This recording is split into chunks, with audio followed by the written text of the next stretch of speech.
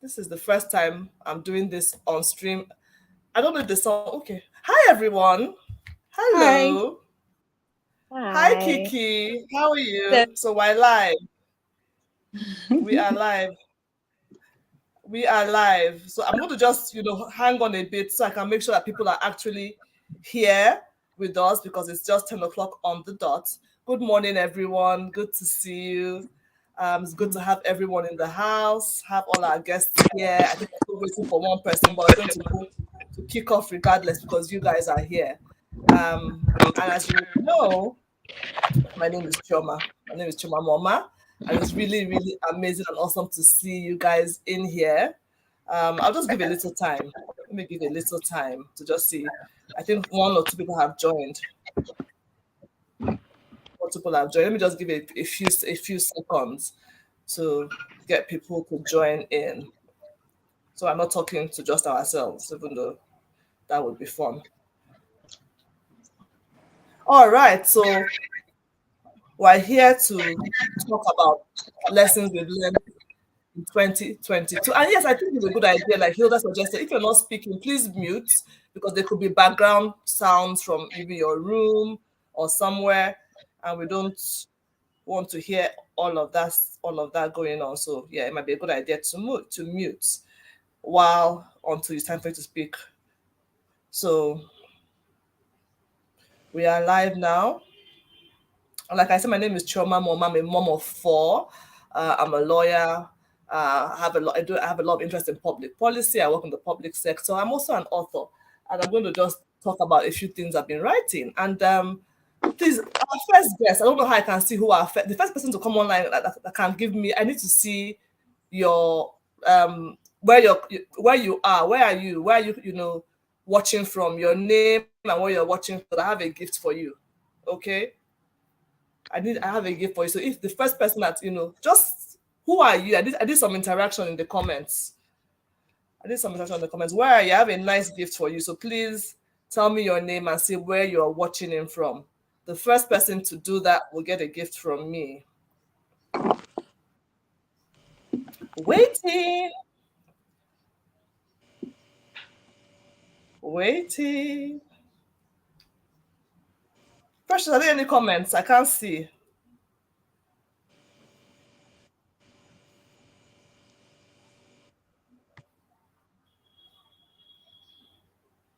Yes, Omo. Omo, you've won. Omo is like one of like the most loyal person I have. I know Omo from secondary school. Omo, your journal, please. Who is going to London? We need to send this journal to Omo. So I have a gift from Omo for Omo all the way in the UK. Good to have you here. Thank you, Omo. Thank you, Jereya. Good to have you here. Wumi Ayodele from Swanley. Oh, thank you for joining in. And people joining in from all over the world. Amazing. Wumi from Abuja here. So yes, we're here to talk to you, just like a family meeting, really, just to discuss and say, look, it's been an interesting year for all of us. I'm sure we've had ups and we've had some downs. We've had laughs, we've had some tears. But in it all, we give glory to God. And we're here to sit down and say, you know what? How has this year been for you as a parent, as a guardian, as an auntie, as an uncle? How has it been? What have you learned from your parenting journey this year, and even in the years that have gone by? And I have these amazing people who are with me today to say, look, let's discuss together. Let's put our heads together. Let's share our experiences, and let's hopefully learn a thing or two from some of our experiences that we've had as parents this year. And I'm going to go first because, hey, my name is Jomas. I'm going first. And I want to just talk about one experience I had this year that really, really, really taught me a lot. I was talking to my son, my 19-year-old son, and he was just sharing some stuff with me. We have our discussions every now and then. And he was talking about things that, children get up to. And he said, Mommy, one thing that helps me is that I remember the things you've told me. And that kind of keeps me in check. I remember discussions we've had. I remember times we've gisted about this issue or that issue. And just remembering what you said makes me know, no, this is not worth it. And I just move on. So hearing your mother's voice, hearing your father's voice, that voice of authority, that voice of love. Because remember, we're there to love them, to show them, not just to lord over them, but to teach them. How are you speaking to your children? What are you telling them?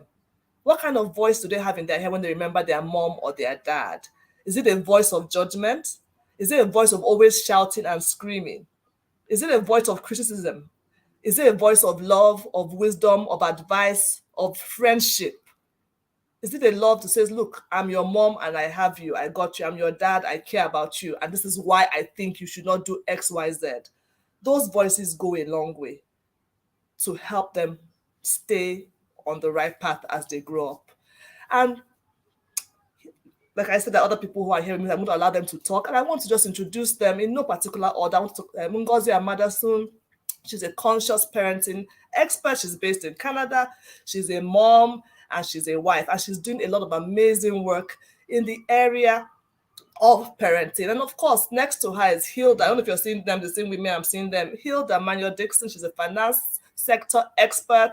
She has children. She's an author as well. I coached her amazing book of so many, and she talks about how she survived her daughter, her infant, who she had waited for years, overcame a rare cancer, and and she's doing amazing now, and she coaches people on finances and more.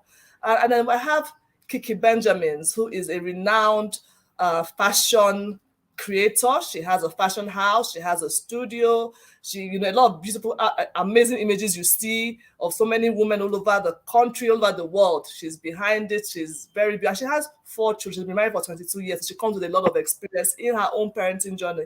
And then, of course, we have Dr. Rena, the noisy pediatrician, who is a father to many because his constituents are also his children. So I don't even know how many children he has. There are too many to start counting. But he's a consultant pediatrician, and of course, he's also a parenting educator of sorts, because he tells us, the things that we should do, the things we should avoid. And it's in such a relatable way. I was just talking to my friend yesterday who just discovered you yesterday. She was like, my goodness, who is this doctor? Where did he come from? She's been, glued to your page all day. So these are the people I'm talking to and talking with, and we're having this beautiful discussion on what have we learned this year as parents from our place of parenting. What is that major one takeaway that you want people to know and learn along with you? And I'm going to also, and then, there's also Shukra. Shukra is actually my colleague. She just joined in. Shukra is my colleague. She's a lawyer, very brilliant lawyer, first class brain. She's a mom as well. And of course, she's also an author. I like people who like books. We all wrote together. And she's also here to share her own stories about what she has learned as a parent this year.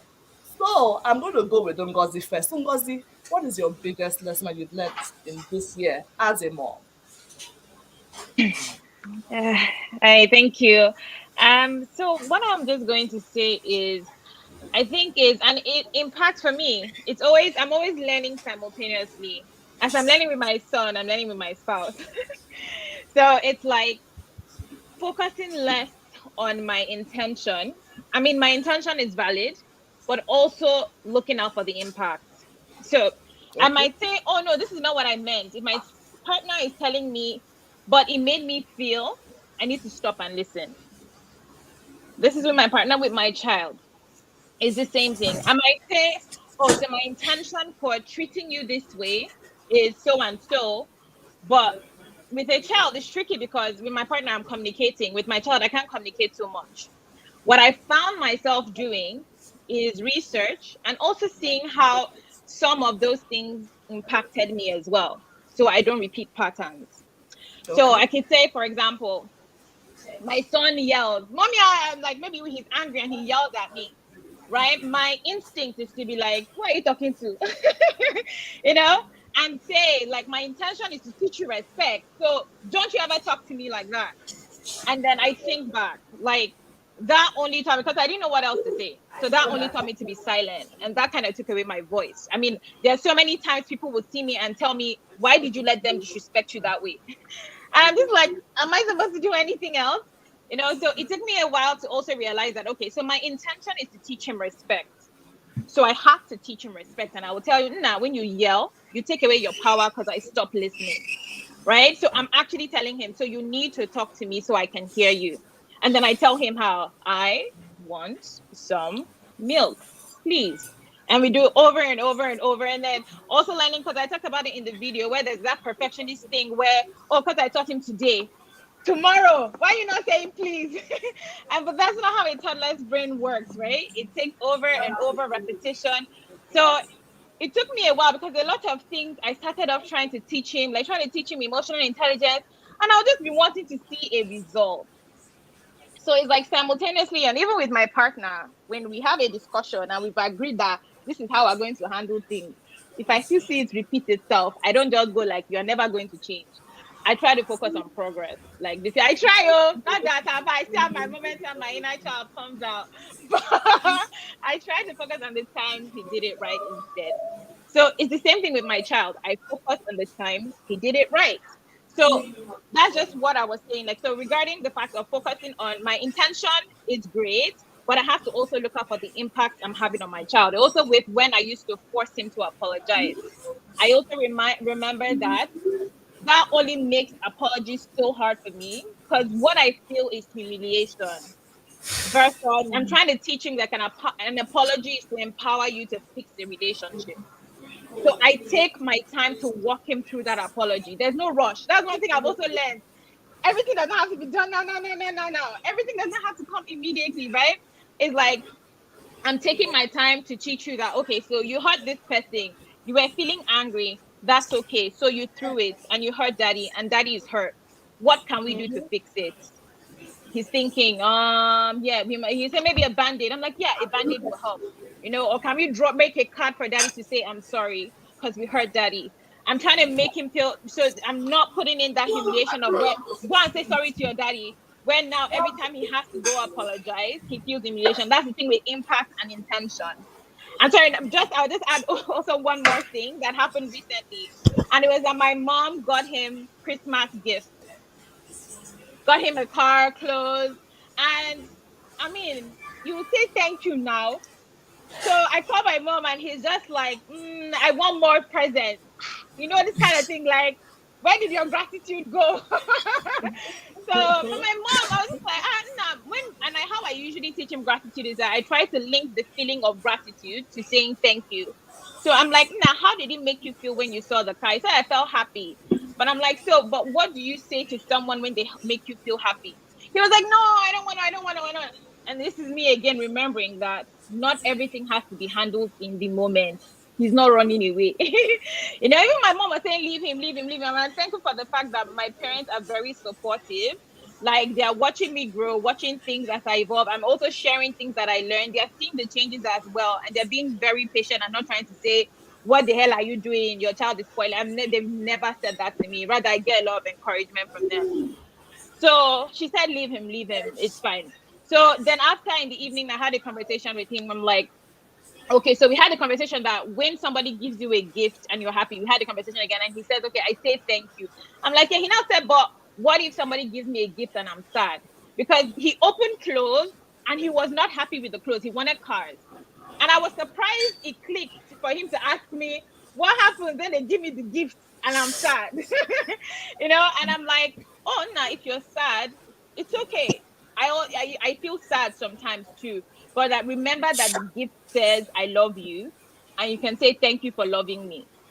So it's like, I'm not going to say, oh, your feelings are not valid, but like, this is what it is. And this is what the gift really means. And so you can feel gratitude, even though you're sad about something. Like, two things can exist at once. And I'm trying to introduce that to his like consciousness. So it's now the point. So I'm trying to teach him how to feel gratitude, not enforce like, okay, even if you feel disappointed, you should suppress it and you should just swallow it and act fake. No, it's like you have to be authentic all the time. So these are just many, many scenarios where, but most times, like I said, it didn't have to happen in the moment. I needed a time to recollect and make a plan. There was no rush to do it. And because most of the time when I'm trying to do it in the moment, I'm even triggered. And I'm most likely not going to do something nice. I'm most likely going to try to force something. So Absolutely. I make a conscious effort not to always have to, sometimes maybe, but it does. And I remind myself, because you don't have to fix it now. You can have a conversation with him later. So yeah, so that's sorry, too That's long. that's amazing. No, that's, I'm here. I love it. And the truth is that even in our spousal relationships, we all know that if we respond in the moment, we might say the wrong thing or do the Yeah. wrong thing. So it's always a place of pause and saying, you know what, let me take it. Let me take a break, and I will address this issue at the right time. So I love it, and I love the part about you, focusing on when they get it right. Because I tell people that even as adults, we do make mistakes. Even as adults, we don't get it right the first time.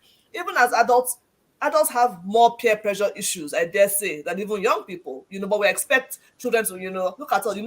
Most people, summer, everybody's like, some will go and borrow money because they want to do what their peers are, or they'll go and borrow to, because they want to be like their neighbors.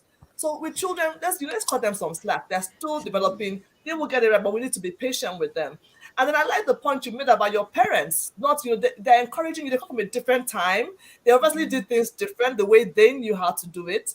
But they're like, okay, she seems to be doing something right. Let's encourage her. And I really like that, because for some people, there's war. And I was just talking to Dr. Rena about that. And I'm going to Dr. Rena, straight away. How, as a parent, as a pediatrician, how are you able to, what's your biggest lesson also when you're dealing with people from, different generations? I'm sure you've had people that have come to consult with you, and then you have the grandma saying, tell her, oh, I don't know what she's doing. And you have the daughter saying, please, the doctor, tell my mother because she's driving me crazy. Talk to us about that. Very interesting. Thank you very much, Ngozi and Chioma. And Ngozi, thank you very much for that very lucid explanation of your experience. Because, of course, I followed Ngozi for a long time. And sometimes I end up reposting and telling people about, okay, you know what? Follow Ngozi, because at the end of the day, I think parenting should no longer be about winging it.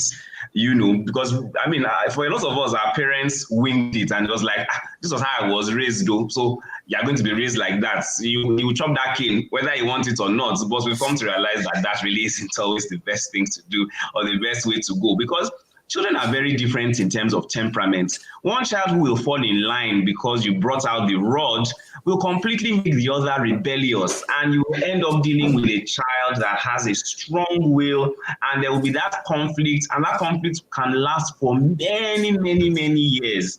Even into adulthood, you will find out that the clashes will still be happening, and all that angst and all that trauma, from childhood will bubble to the surface. And in the moments when you don't expect it, the adults who still has that traumatized child inside would make reference to it and say that this was how you treated me, and I am doing this because I am rebelling against you. And that will translate into rebelling against authority figures, and you just ask, why is this person so contrary? Every single thing, it must be on the other side of what everybody else is saying. And so authority figures become something that is odious, for them. Let me sing something. Singing is one of my passions. And this is from one of the musicals that, is very popular on Broadway. And it's called Children Will Listen. And it goes like this. Careful the things you say, children will listen. Careful the things you do, children will see and learn. Children may not obey, but children will listen. Children will look to you for which way to turn, to learn what to be. Careful before you say, listen to me. Children will listen. So, children will listen. They may not obey, but they will definitely listen to you. So when you actually say things to children, you think that they're not registering it. You think that because they did what was contrary to what you asked them to do, they haven't put it in their heads. But as Chioma said, later in life, you find out that they actually heard what you were saying. They actually heard it in the moment and they internalized it. And so what you repeat, children will listen. For me, it translated into nutrition. So I find that, of course, nutrition is a huge issue, because at the end of the day, really, the essence of humanity is childhood. Because I was telling someone on a live yesterday that one of the reasons why, from a scientific point of view, human beings have one of the longest childhoods. We stay children for up to 15, 16 years. That is because we need our brains that much time to develop. And there's no brain development without good nutrition.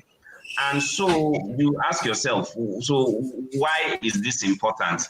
When a parent comes and tells me that, oh, my child only wants to eat, instant noodles, or my child only wants to eat pastry, I'm like, the child is not going out to withdraw money from the ATM to buy instant noodles. He's not going out to the ATM to go and buy pastry.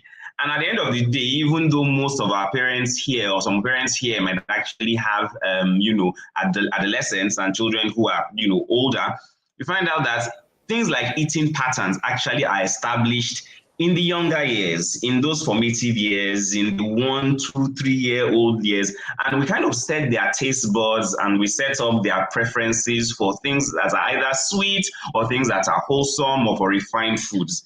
And so when these children actually move from that point where they are dependent on their parents to where they begin to gain some sort of independence, to now break the cycle of choosing wholesome and healthy foods becomes difficult. And unfortunately, that translates into adulthood where if, they are constantly in a calorie surplus and they are always eating things that, high refined sugar, high carb foods that really will make them pack on those calories, then they will translate that into adulthood, and that can actually give them long-term complications like coronary artery disease. And so establishing a healthy eating pattern based on what the parents eat, because children will listen, is what should happen. Because I find out that some parents will actually eat the good stuff, the wholesome things that are healthy, but just so that the children will just not disturb them. They are happy to give them instant noodles, they're happy to give them cookies, they're happy to give them, the packet juices, and those things that, while they may quieten the child for the moment, on the long term, children will develop very strong preferences for these things. And by the time you now want to introduce wholesome foods, the parents wonder, why are you not accepting this thing? So patterns need to be established, wholesome patterns need to be established as early as possible. I tell a lot of parents that, doctor, by the time he's 1 year, all he wants to eat is pap, all he wants to eat is the commercially packed cereals that are rather sweet. And I say, there's always a window of opportunity to introduce variety. And the assumption that a lot of parents make is that children will not like things that are bitter or things that are sour. For babies, there is a window of opportunity in which, for the first few months in which we're introducing semi-solids to them, they are open and willing to accept almost anything that you will offer them. And so that window needs to be exploited as much as possible, because if at the end of the day, you have that window and the only thing that the parent is offering is the sweeter things, the sweetened pap, then that sets the child's preference such that by the time you now bring in the broccoli or the spinach, it's like, what is this? I'm not interested in having this. And so for me, it established the fact that, while, on the aspect of nutrition, and of course, children, they are happy to, one of the first ways in which that a child is actually willing to accept semi-solid foods is when they begin to show interest in the food that the parent is eating. And so that is when they are interested, like, give me what it is that you're eating. And literally they'll be happy to collect it, no matter what it tastes like. And see, introducing food is a cultural process in which you are telling the child that this is our culture, this is what we eat, this is who we are, this is what we make, this is what will make you happy at a party.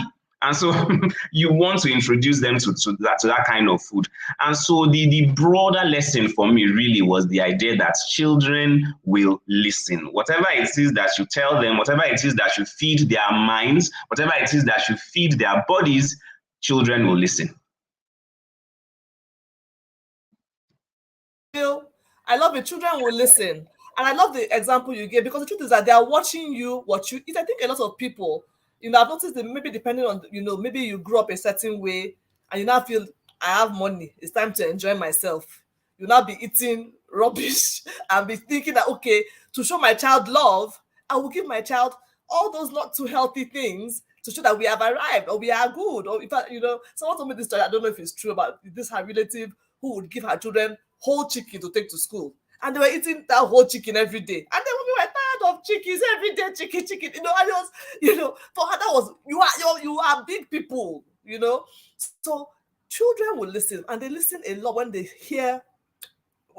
see what you're doing. So what are you doing yourself? I found that modeling is like for me, that's like the majorest parenting lesson ever, is that you need to model the right thing. You cannot be saying one thing and doing something else. You cannot be saying, do not do this. It doesn't work. It only works in a sort of way where you're trying to threaten the person, if I catch you.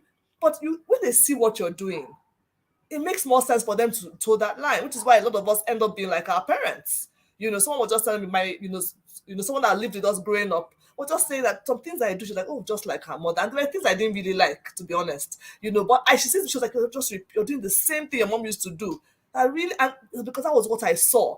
So unconsciously, it just became So if you don't say, okay, I'm not going to act this way, I'm not going to do this certain thing, you will end up repeating that. So it's the same thing with nutrition, the same thing with discipline, the same thing, for instance, someone was saying, and this food thing, because I was really into, this thing, what's it called again? When you only breastfeed, what's it called? Exclusive. Yeah. Breastfeeding, yes. So even when I introduced cereal, I will mix it with breast milk. Because someone was like, how? I give them the other milk is sweeter. I said they don't know the difference. Give them that breast milk is fine.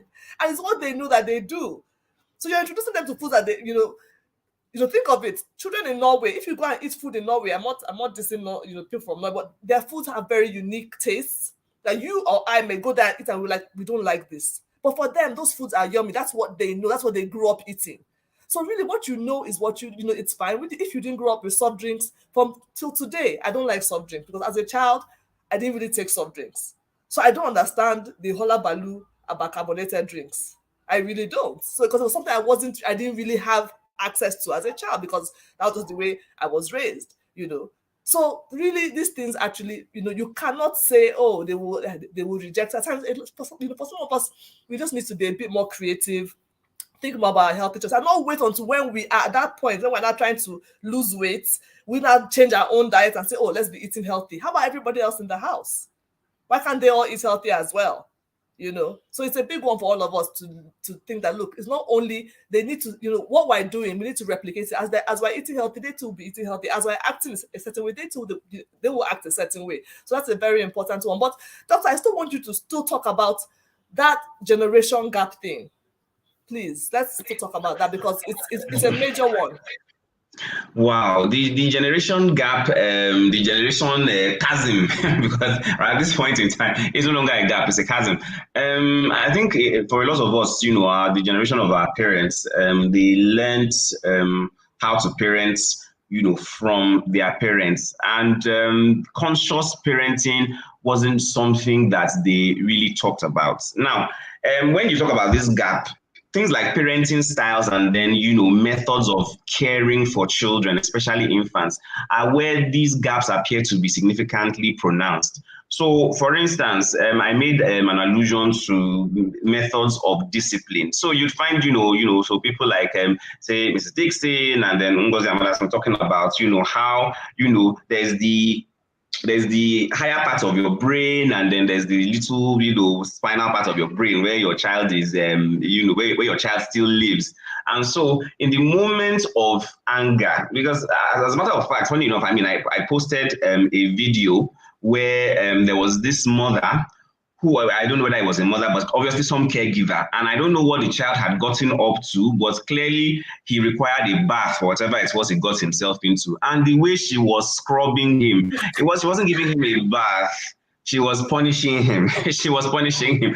And even though I could relate to it as someone who, was raised at some point in time by my grandmother, because I was scrubbed like that. I was scrubbed the living melanin out of my skin.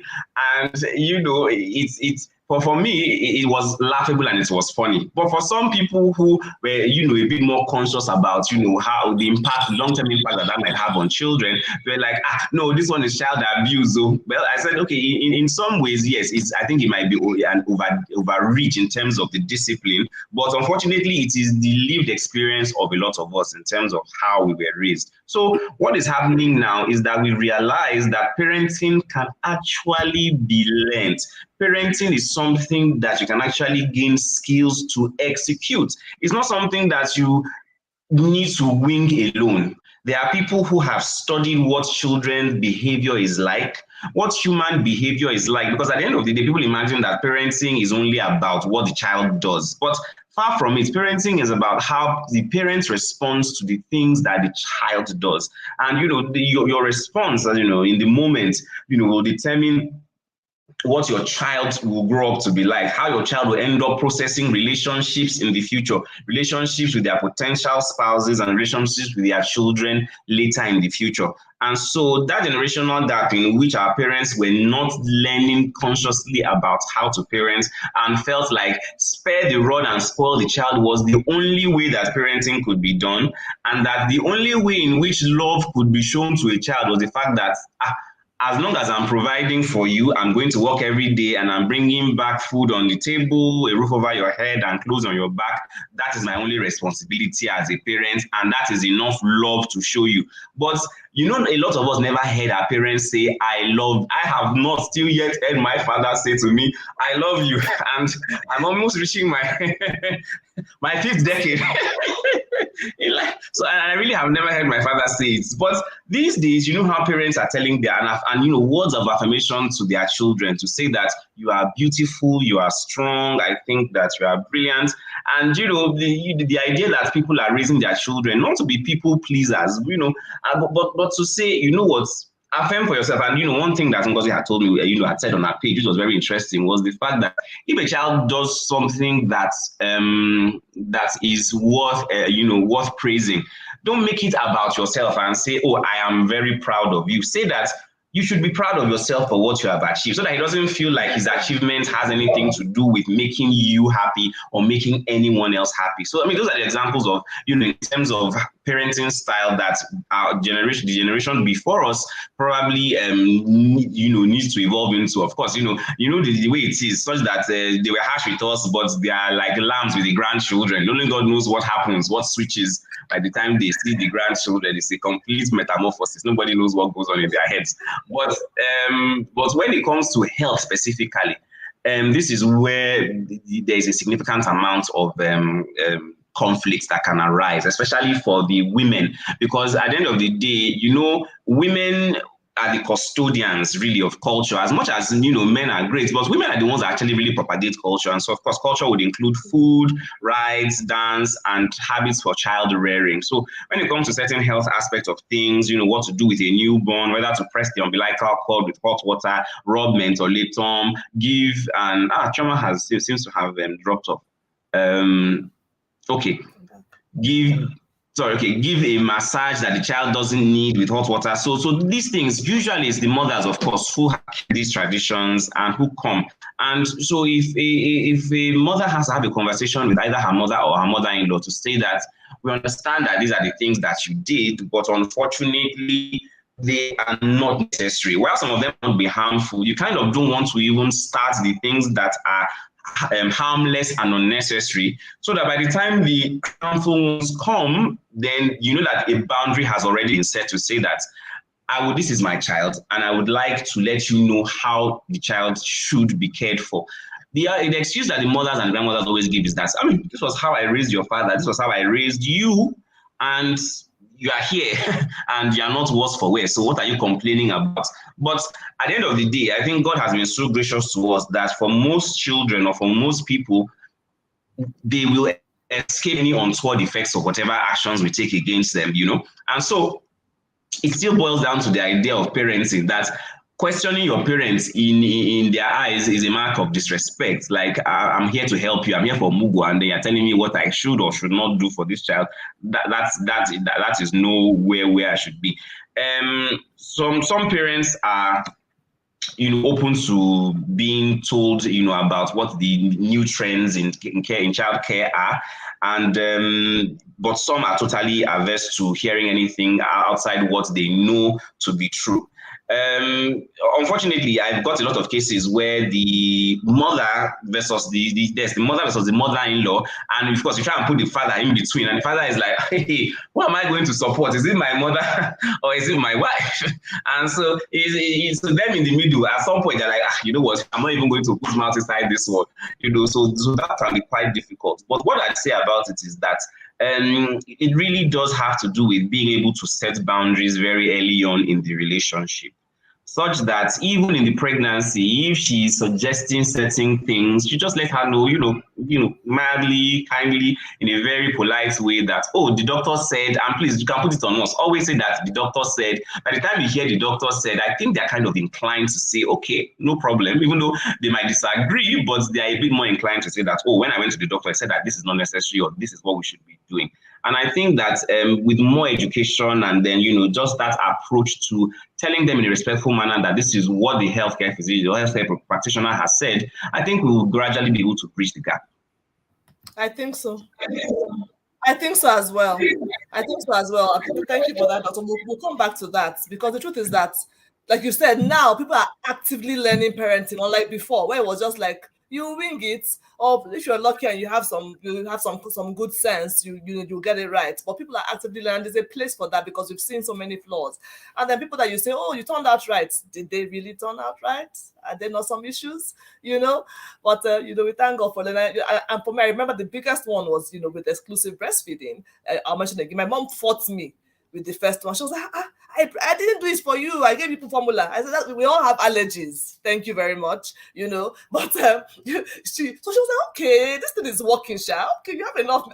Has he eaten enough? Are you sure? I said they're fine. And she saw her grandchildren thriving, and with time she became my greatest cheerleader for the whole. She said, she only gives them breast milk. Just leave her. And they're growing well. They're doing well. And as she went with the program.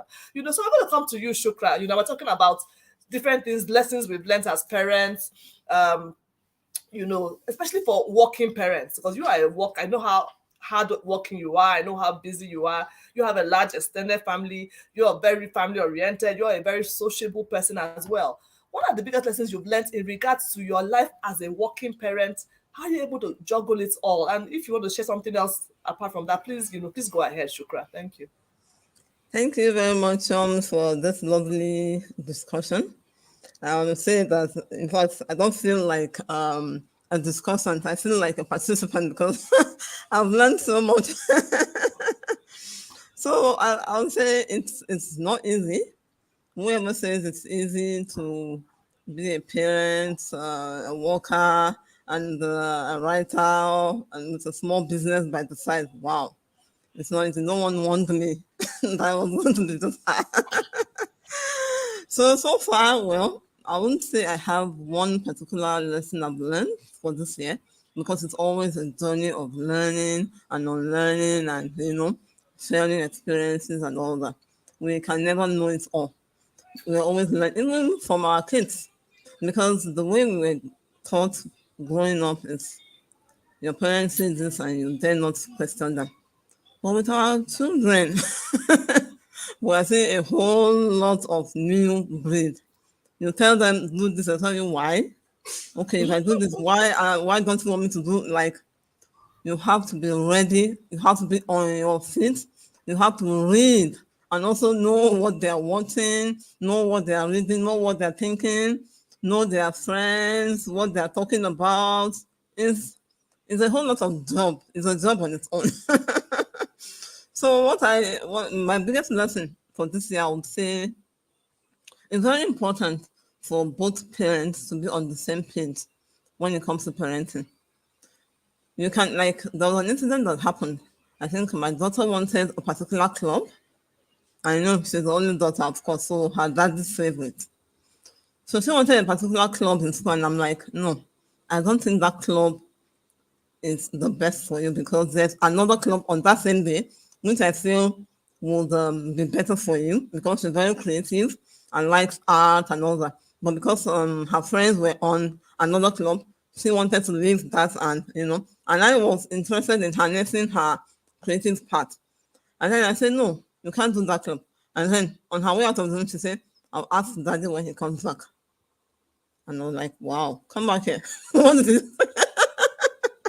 And she said, no, nothing. I just said, I'll ask daddy. I said, oh, wow. So I sat her down. I told her, I said, whether I'm here alone or with your dad, whatever decision I communicate to you is for both of us. I won't decide this and you tell me, you tell daddy. And then, as I was talking, I was sending SMS to my husband to say, in case this communication ever comes up, this is our position. So from there, I'm like, wow, these kids are smarter than. So because they're daddy's girl, oh, she knows she can milk that position. And without, if I didn't catch that, I wouldn't have known. And she probably have asked her that. And probably would have said, oh, yeah, you can do that. So I realized, oh, wow. And then we have to strike a balance. We don't have to be too harsh in proving a point. We have to take it easy. Because at times being harsh pushes them away. And then they now camp up on you. Like in your own house, you may have two camps. Like, oh, they'll work on your psychology and they'll have someone that they know that, oh, maybe your sister or your brother or someone they can always camp with. So you have to make them understand that this decision, whatever it is uniform. You can't, even with, it's not only our children. I have like a sibling that is like way younger than me, like almost 12 years younger than me. And I'm facing the same parenting. Like I'll say, I'm still parenting her as well. You know, when it comes to making life decisions and all that. And you see the way they're talking to our parents and you're wondering, wow, but we went to this. When your father and your mother tells you, you can't marry that man. Of course, you cannot marry him. But now, you can't marry them. Oh, they'll tell you, you have to say why. And they'll be telling you why they want to marry that same person. And you are now left with, you know. So I'm like, even dreading that point when I get to where my kids start to say, oh, this is who I want to marry. Because with my sister, I'm like, wow, we didn't have that, you know. So it now makes me now have a new paradigm shift like, oh, wow, aside from parenting, we cannot overemphasize the powers of prayer. We need to pray for our children, pray with them, because they need guidance. They have to be conscious of God and know that, oh, there is right and there is wrong. Whether someone is watching me or not, they have to do what God has said. You know, they have to know God. They have to pray, and you pray with them, not just say, go and pray. No, pray with them and pray for them every single moment. You can never, there is never too much of prayer. Like I was saying, that I used to say, I never knew that was a prayer point that, oh, you pray to say, oh, God, please give me healthy kids. Until I saw parents with children with disabilities and special needs, and I'm wondering, God, what did I do differently? That was when I realized that, oh, it is a prayer point to say, oh, God, please bless me with kids that are whole. When you see parents with special needs kids, they're in a whole lot of, they're in a different world with us. It's challenging. Even if it's one, and I've seen people with two, you know, so we can't bless God enough, and we have to keep praying for our kids for protection, for guidance, and all that, all the days of their life. I think that's my major, that's major for me for this year. We have to pray, and we mustn't be too harsh. We have to strike a balance on right and wrong. They have to know, and like the doctor and Ngozi said, you must lead by example.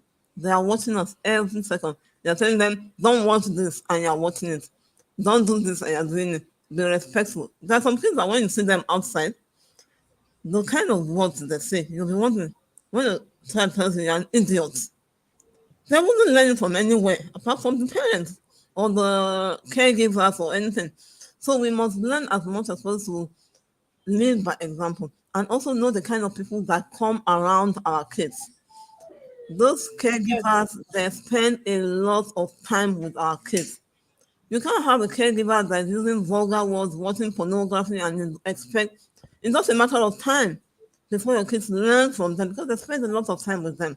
So we must assess our helpers and caregivers, even their friends. Try to understand the kind of friends they keep in school, you know. And like the doctor said, emotional intelligence is very important as well.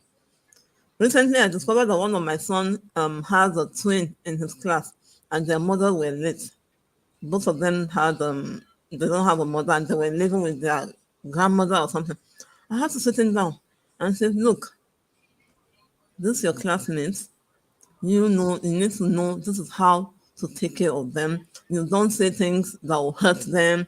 Look out for them. They do not have both parents, you know. So I had to now put him through this, how it feels losing a mom at that age and what they require to support those ones so they won't feel, it's a lot of, So I think we need to know their friends as well and then help them to know how to be good friends and know what they discuss in school because we don't know if they are taking care of yours and making sure that your caregivers are good. How about the next person that sits with them in class? So even in the school, I always prompt them. Are you mentoring them? Talk to them about all this, gadgets, what are they doing online. So we have to watch out for the whole community, not just for our own children. That's how we can have a holistic child. Thank you. Yeah, thank you for that, Shukra. I like, there were three major things I got, and one of them was about being on. It's very fundamental, being on the same page with your spouse. I like that you brought that, very, that lovely illustration of how your child was trying to play a fast one, but you were faster, thank goodness. Because the truth is that that's what happens a lot of times, and that's why it's important for parents to be on the same page, for you to also communicate with your spouse, because a lot of times we're not talking. You say something and you're not talking, or you to say something and you didn't even discuss it at all. So it's good for you to say, what are we doing? What do we think about this? I remember there was a time my son wanted to go for a party, and I called my mom. I said, "What do you think?" And he was like, "Okay, I think you can go, but this is what we're going. This is what I think." Blah blah blah, and we did, and we agreed. So there was no break in transmission. We were both on the same page. So it wasn't a matter of I'll ask my mom and she will say, "Yes, you can stay till midnight," and then Dad will say, "No, you can stay till 3 a.m." We both agreed on the time he would be there and all that. So it's really really important. The other thing that you mentioned, which is quite important, was about just general. We can't pray enough for our children. We need to keep on praying for them and asking for God's guidance over them. But it's not enough. Beyond praying, and then praying is important, but we need to also play our part. The modeling has been spoken about, how we need to model the right behavior and just do the right things for them. And also, you spoke about, speaking about modeling, it's not only what you're doing. What is your caregiver doing? Because a lot of times we forget that the caregivers, I always say when I'm hiring help, I have something on them on this channel about, my best house help experiences, my worst ones, and my tips for hiring help. People forget that house helps are in your home. You can hire a gardener. The gardener comes, does the gardening, and he goes. The driver might not be so into, but your house help is in part and parcel of the fabric of your home. You're leaving them with your children. What kind of things are they teaching your children? I had this nanny, I really did like her. Also, I found that she was very anti-Islamic in terms that she would tell my husband, and my son, some very not nice things. I was like, where did you? I said, where did you get that from? He said, oh, it's from so and so. I called her. I said, no, we don't do that. That's not that's not, I don't believe in that. We're trying to build a very cohesive community. You don't start telling people about, like, don't talk to Muslims. That's wrong. That's a no. And she didn't take correction. It went on, and I had to let her go because I was like, that's not how I am raising my child. So we need to be very perceptive. When you bring people into your home, tell them what your value system is. Tell them this is what we want to do. It's a team effort. They're not part. You're not letting them into your parenting village, so to speak. They're also parenting that child along with you. So you need to be clear on this is how we do it here. This is how we do not do it here. And and if you see stuff, you call them out and say, look, a lot of people are afraid if I say these things, you will go. You will get another person to work with you, or you will do it yourself. After all, Ngozi, is there anybody in your house with you? I'm sure there's nobody. I'm sure there's nobody with you. And you're doing a great job by the grace of God. So the truth is that it's important. It's something we often neglect. We're just like, we need somebody in the house. No, it cannot just be somebody. It's the person. Do you ascribe to the same values? And they're going to help because they're going to end up being quite close to your children. That's the honest truth. I know people, like Shukrat said, people have been introduced to pornography through the nanny. That's what she's doing on her phone, and the child is with her. She's doing her hair, and she's watching stupid videos, and all this some funny comedy things. Anyway, so very important, Shukra. Thanks for talking about that. And I'm going to go to Kiki Benjamins, and she's in Asaba this beautiful morning, and why I invited her here, because she has 2 children in university. They're all over the world. I was just thinking, very busy woman, entrepreneur. Her children are all over the world. How are you doing it? Kiki, what are your biggest lessons you've learned, with your parenting for you've been a parent for like 22 years now. Please share with us your lesson. It could be from this year, it could be from previous, but just share something that would, that would enlighten and bless us this morning. Thank you. Can you hear me? Yes. You can hear me. Okay, good morning all. So it's been quite an interesting day, a person has said, but like she said, I have been married for 22 years, so I've been parenting for 21 years. And I would say it's a learning process. It's not what I wasn't born along the way. Okay, I made some mistakes at first being a young mom. Okay, so I was just I was still in school when I became a mom. So with my first two, it was kind of a learning curve. Okay, I was trying. I realized that I was beginning to do the kind of things I didn't like while growing up, the kind of things like there was a lot of, being too strict and all that. When I realized that, I quickly took a step back and reassessed these were the things that you were loathing about when you were younger. So are you not seeing that it's beginning to show up again? So like I've also learned from here, it's even if it has to, even if do, because nobody knows it all. You learn along the way. So I find that with my own, the first phase of their life, the parenting was a bit different from what I'm doing now with my younger kids. So by the way, I have kids that are 21, 20, then younger ones that are 15 and 12. Okay, so with the ones that are 20 and 21, I find out that I was still learning. So there were lots of years, their early years. But when I got myself together and realized, you are repeating what you didn't like about yourself, I started becoming more intentional with them.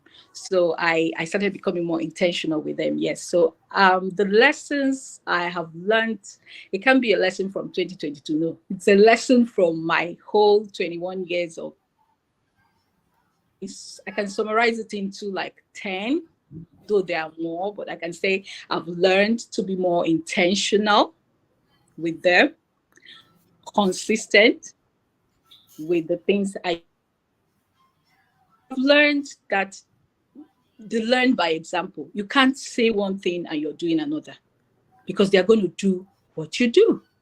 Okay, I've learned to give them quality time. It matters for them. It interprets as love. You see how they light up when you're sharing your time. When you choose to be with you today, Vanessa, I choose to pick you from school. It helps them feel good about themselves. So quality time translates to love. That's one of the lessons I've learned. Pay them attention, whatever they are doing. Pay attention to their homework, their schoolwork. Ask them how was school, know who their friends are, check their phones. I don't want to have passwords to their phone. Why? I mean, you have to know their password. I mean, in these times when children are exposed to all sorts, you can't allow a child to have a password. Of course, when they are like 16, 17, 18, you've gained some trust and there's a bit of understanding. You can begin to allow, but I still leave it open for them. Do you want mommy to know your password? So I don't force it. Before I used to force, but when I realized I was causing a friction, I stopped forcing it. And it's more like I try to explain to them that I'm trying to help you not to fall into danger. Do you understand? So because of that, I find that some of my kids actually use, because they all know my password. Everybody in my house know my password. So they I now find out that they're actually using my password, to make it easy for me. If you want to check, no problem. So, but that came from years of building trust and not trying to force it. Okay. And if you see something that is not supposed to be there, don't show in a way that will make them feel loved unconditionally, and don't try and judge and go all hysterical. No, don't do it like that, because it will make the child to withdraw. So those are the things I've learned. Pay them attention.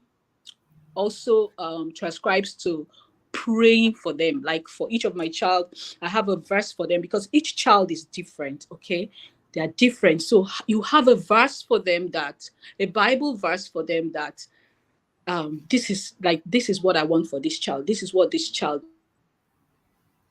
shows on that verse, and pray over it and pray for them all the time. Another thing I've learned is respect and honor their dad. It helps when they see the way you respect and honor their dad. It builds that confidence and family value in them. I also learned, though this one took me long, I learned to admit when I am wrong. You can't always be right. Okay, but because this is one thing that, okay, my own parents, they are all, his father, he has this meal, he has to be right. But I have learned over the years that sometimes you have to admit that you were wrong. And it helps them to know that you are real, you are true. Okay, and you see that they are, mommy, thank God, that kind of thing. So it helps them be your friend and everything. So another thing I learned is praise them. I learned to praise them always. Praise them. Like if they do something good, you praise them. It builds their confidence. You see them, they light up. I got this right. Not always to put them down, or just praise them. Let there be more of praise. Okay, let them know you as somebody that will praise them when they do something right. Okay, teach them responsibility. Children learn by watching us. Okay, they're seeing their dad, they're seeing me, they're seeing their dad be responsible, be so industrious, be so focused on our work and everything. And it surprised me. Like, and I'll give an example with my son. My son used to be just average. He wasn't failing, but he wasn't the top in his. But sometimes he will see me stay up till midnight. He will come out to maybe wake up at night to take some water. He said, "Mommy, you're still working." Yes, I said, yes. If you have to succeed, you have to do the same thing. So I would think that was what helped him, because after some time he decided, you know what? Ahead in class, I can actually become more than just average. This boy started reading. At first, he asked me, "Mommy, can I have coffee?" I said, "No, you cannot have coffee," because he wants to read at night. I said, "No, you can't have coffee." He was just trying to emulate what he's seeing us do, like working late, trying to excel, okay, in what we do. So all of a sudden, he started working hard. This boy started working, and nobody pushed him, nothing. I think he was just observing us. Next thing, this boy was coming, not just top of his class, but first 10 in the whole school, top 10 consistently. Like, he wasn't like that in first year, second year, third year. From fourth year, he was first 10 in school, first 10, he was winning awards back to back.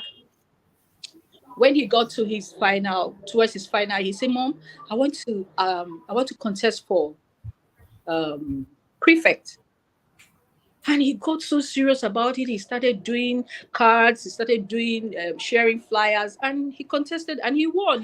He's now a school class captain. So you could see that children learn when they're seeing that their parents are high achievers, their parents are working hard trying to achieve. They also learn. They see what you're doing, and they emulate it. So that's one with responsibility. Another one, which is like the 10th one, the final one, is lavish them with love. I have seen that they respond so much to love, hugs, affection. They respond a lot to it. So having known that, have been consistently and intentionally showing them love. Okay, so that's about that. I have 2 kids here with me. They are 15 and 12. Then with the other 2 that have gone on to university, I can also say that what we have taught them along the way have really helped them, because when they wanted to leave, anxious, there was anxiety. You're leaving your kids to go abroad and stay on their own and start living by themselves and start managing their lives alone. I was thinking, should I go and live with them and all that? But they were ready. They thought they were anxious. They were so anxious to go. They were ready and all that. So I couldn't do much but pray about it and say, God, I have done my bit. I have done my best. I'm committing them.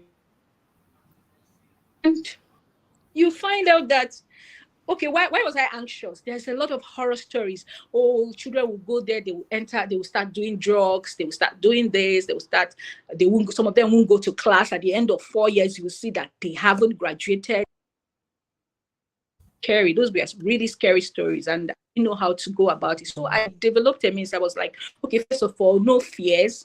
You have done your best. You have taught them the way of the Lord. You have basically taken them to everywhere that they teach about God and everything. You have told them what to do and what not to do. And this is the third year. In fact, they are graduating next year. I'm almost done with my first two. They're graduating next year. And there have never been any drama, no stories, nothing. Like, everything has been good reports from day one. I'm not taking all the glory. I'm giving all the glory to God. But I know that I must have done something. I must have done something right for them to be doing that. My daughter, and during summer, we'll be like, okay, it's time to start coming back, or we'll come and meet you guys over there. They will say, okay, mommy, let it be like in August, because I need 1 month. I need to work to earn money. So you find that they want to work, they want to go and do some work. My daughter, the one in Canada, she actually worked. She delayed our summer by a month. She said she needed to finish up a work she took up in her school lab. So I was like, why are you delaying us like this just because of your work? She begged us to, please, she really needs to do this work. This work that they'll pay you $150. My dear, when I asked her how much did she earn, she said they paid her 5,000 Canadian pounds. For the month, for the summer work. I was surprised. I said, oh, is it the kind of work you were doing? He said, yes, it's a research work. So yeah, I was so proud of her. I was, so you see them working extra hard, doing, and I'm like, where are they living? It's my work. And you're still praying for them. So these things, they work. And also, she just sent me another message, that she has been selected amongst she was amongst the 10 people selected in her school to represent her school in Netherlands on a study on Alzheimer's. She's doing medicine. So these are testimonies, testimonies. The one in UK, first of all, they decided that they weren't staying in one place, because I wanted them to stay in one place so that they can look after each other. But they felt they were independent enough to live in 2 different continents alone by themselves. But they are doing so well. The one in Birmingham, she joined the school community. You will be scared. Girls, they are girls anyway. So you will be scared that girls, I hope they don't make mistakes. I hope they don't go into wrong things or do the wrong thing. But like the Bible said, train up a child in the way he should go, and when he grows, he will not depart from it. And this has been working for me. That when I call her, either she will tell me, mommy, we're doing fellowship. Mommy, I'm in the school choir. Mommy, I'm doing it. And then one day she sent me a message that she sent me a picture and a video. Mommy, I just got baptized, adult baptism and all that. She said, one day I was calling, sorry, mommy, I can't answer because we're having fellowship. So the apartment she got was big, and she offered it for house fellowship. So her church members, like 7 of them, uses her apartment as house fellowship. I realized in my house, we use my house as house fellowship. I offered my house as house fellowship. So these are things they are used to. So because I was surprised, LC using, I was like, but then these are what I see. They weren't all appreciative of it. They were all like, mommy, you too do, you too pray, you too this, you too that. But I just kept doing it because that was the best I knew how to do. But another thing I have to mention is, even if you're praying for them, showing them how to go about life and how to love, need to show a balance. Okay, it's not just pray, pray, pray, pray. They need to see that pray to, but you are good. You do other things. You are a fashion designer. You are excelling in your. Then there's this aspect of God. So we have shown them that this is how it should be. This is how it should be. You have to worship him. You have to prioritize him. And I think they have gone along that way. So having seen that I have gotten it with these two, it's giving me more confidence to focus on the same way with these other two that are with me now. So yeah, that's basically what I think. Thank you, Kiki. Thank you. I'm happy the girls are doing so well, you know. And I like, you know, the Dr. Chika kind of summed up everything you've been saying. Apologize when you're wrong, admit when you're wrong, praise them, respect the other parent, teach them responsibility, lavish them with love. They need to know that they are loved, because the truth is that you're the first person that they see when they come into the world. They've known you before they were even born. That love you give them is priceless. What you say, they believe. And what you show, they believe. If you show that you are superhuman, you do not make mistakes, you are always right, you could be raising some kind of interesting human being there. But when they see that you also are human, yes, this time I might have gotten it wrong. This happened to me at work. I didn't have such a good day. Maybe if I had done this, you know, and you show you're vulnerable, you do stuff to them, and they say that, okay, mom is not a perfect superhuman being, or dad is not a perfect superhuman being. That will help them too as they go to know that, look, you know, people do make mistakes, and it will teach them to, you know, handle their failures better. You know, someone spoke about mental health. It's such a big issue today. And it's because people don't feel that they can never fail. That's one of the things that, you know, affects people's mental health. We can never fail. No. You must not get it wrong ever. When you show that, look, sometimes, oh, you know, I actually failed, you know, an exam. You know, for whatever reason, maybe I studied it enough, maybe I did not, but I failed. And, you know, I'm going to do it again. It shows them that you're showing them so many, that people can actually fail. They can rise above, you know, above their mistakes. They can try again. You're teaching them so many priceless lessons. So, you know, thank you so much for that, Mrs. Sashes, Mrs. Kiki. And another thing that, you know, that comment I saw I really like about, you know, adult children having empathy towards their parents, you know, and it's important, you know, as we're dealing with our own maybe trauma or not, you know, I think I was quite blessed. My mom, I don't know, she was quite different from the average mom of her time. That's the honest truth. And she did a lot of things that I would discuss with my daughter. Your mom did that. That's interesting, you know. But for a lot of us, there was a lot of trauma because that's what they knew. So you take it easy on them, and also as you're learning, you learn to do better, and as you're learning to do better, you learn to trust these children. You know, they know more than we actually imagine or think. You know, but you know, it's going from extremes. Now it's a lot of helicopter parenting when you're over pampering them and you're thinking they cannot even survive on them. I'm like, are you serious? An 18-year-old? These are grown kids, you know, they're still children, they're still growing up, but there's a lot that they can do on their own. So we need to encourage them, trust that the foundation that you've given them, that they'll be able, that's a good foundation. So that when they grow up, you know, they will continue in that line. And but you know, there's something I've noticed, I don't know if it's just me, you know, a lot of times with the youngest children, we tend to take it a bit different. There's this last born syndrome. We've seen so many skits about it, where we raise the first 2 or 3 with our full might, and then with the last one, you know, guilty as charged. You know, 8-year-old is a baby. Everybody, you know, you need to be conscious to say, look, the same values, the same system I'm using to raise these children, I must continue to the end. You know, unless you're doing something better, let it not be that the child is getting the burnt out mom part. So we're going to go to Manuel Hilda Dixon right now and talk about what are your lessons. Yes, you're a financial person, but beyond that, you can talk about that or not. What is your biggest takeaway from this year, especially as a mom? Hello, everyone. You kept me, I've attended a master class, so I don't know if you want me to sum it up, because from Ngozi to Dr. Reda, in fact, Kiki gave us a 10-point agenda, so amazing. I could relate to everyone, Mrs. Belgore, everyone. I could actually find some stories, you know, some connection with everything that has been shared. And even for Dr. Ren, I'll take you up on something else later, but I mean, let's stay within this. Okay. for one key lesson, I would say for me is I'm just a vessel. You know, every child is actually God's child. I was just a vessel to bring that child out. So I just have to be totally reliant on God, because what I've seen over time is that my checklists, and as parents, our checklists might actually be limiting our children.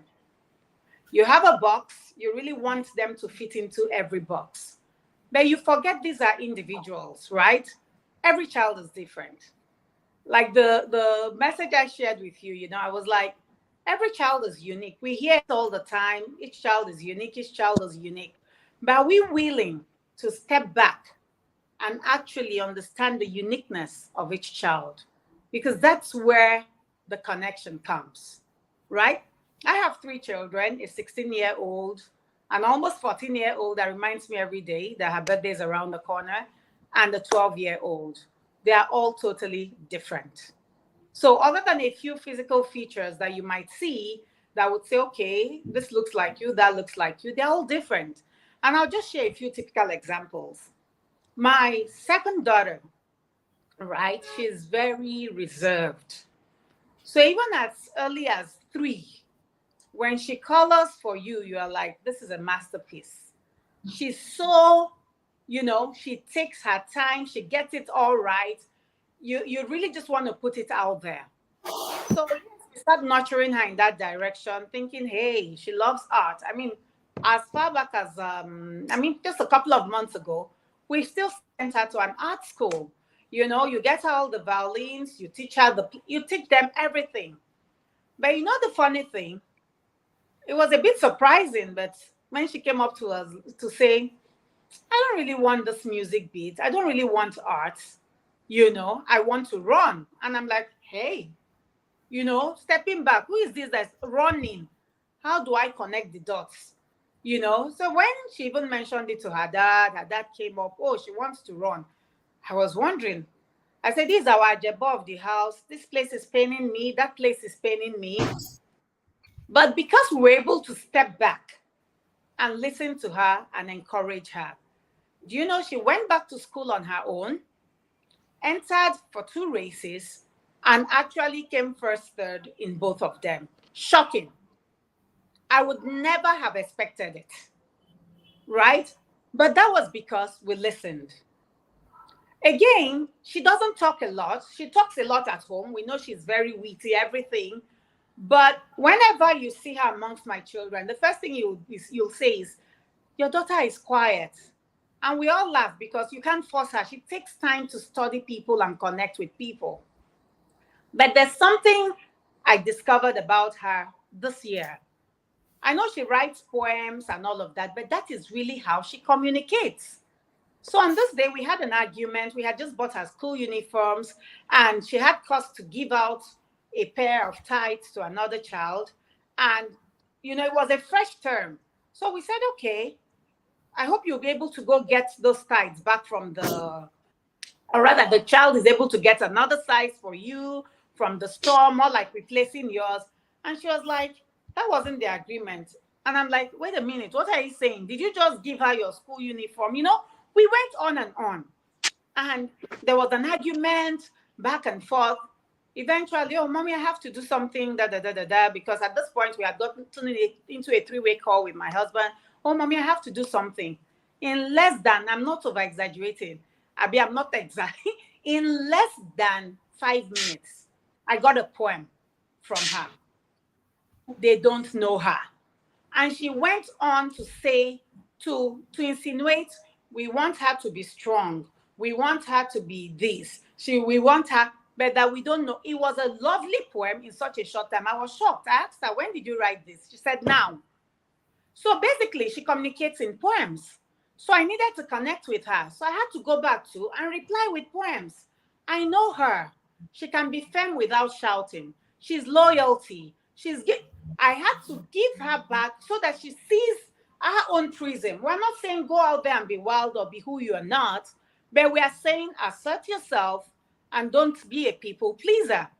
But I had to respond back using the language she understands, which was poems. And with that, she was able to come back to me and say, "Mommy, I love you." That was amazing.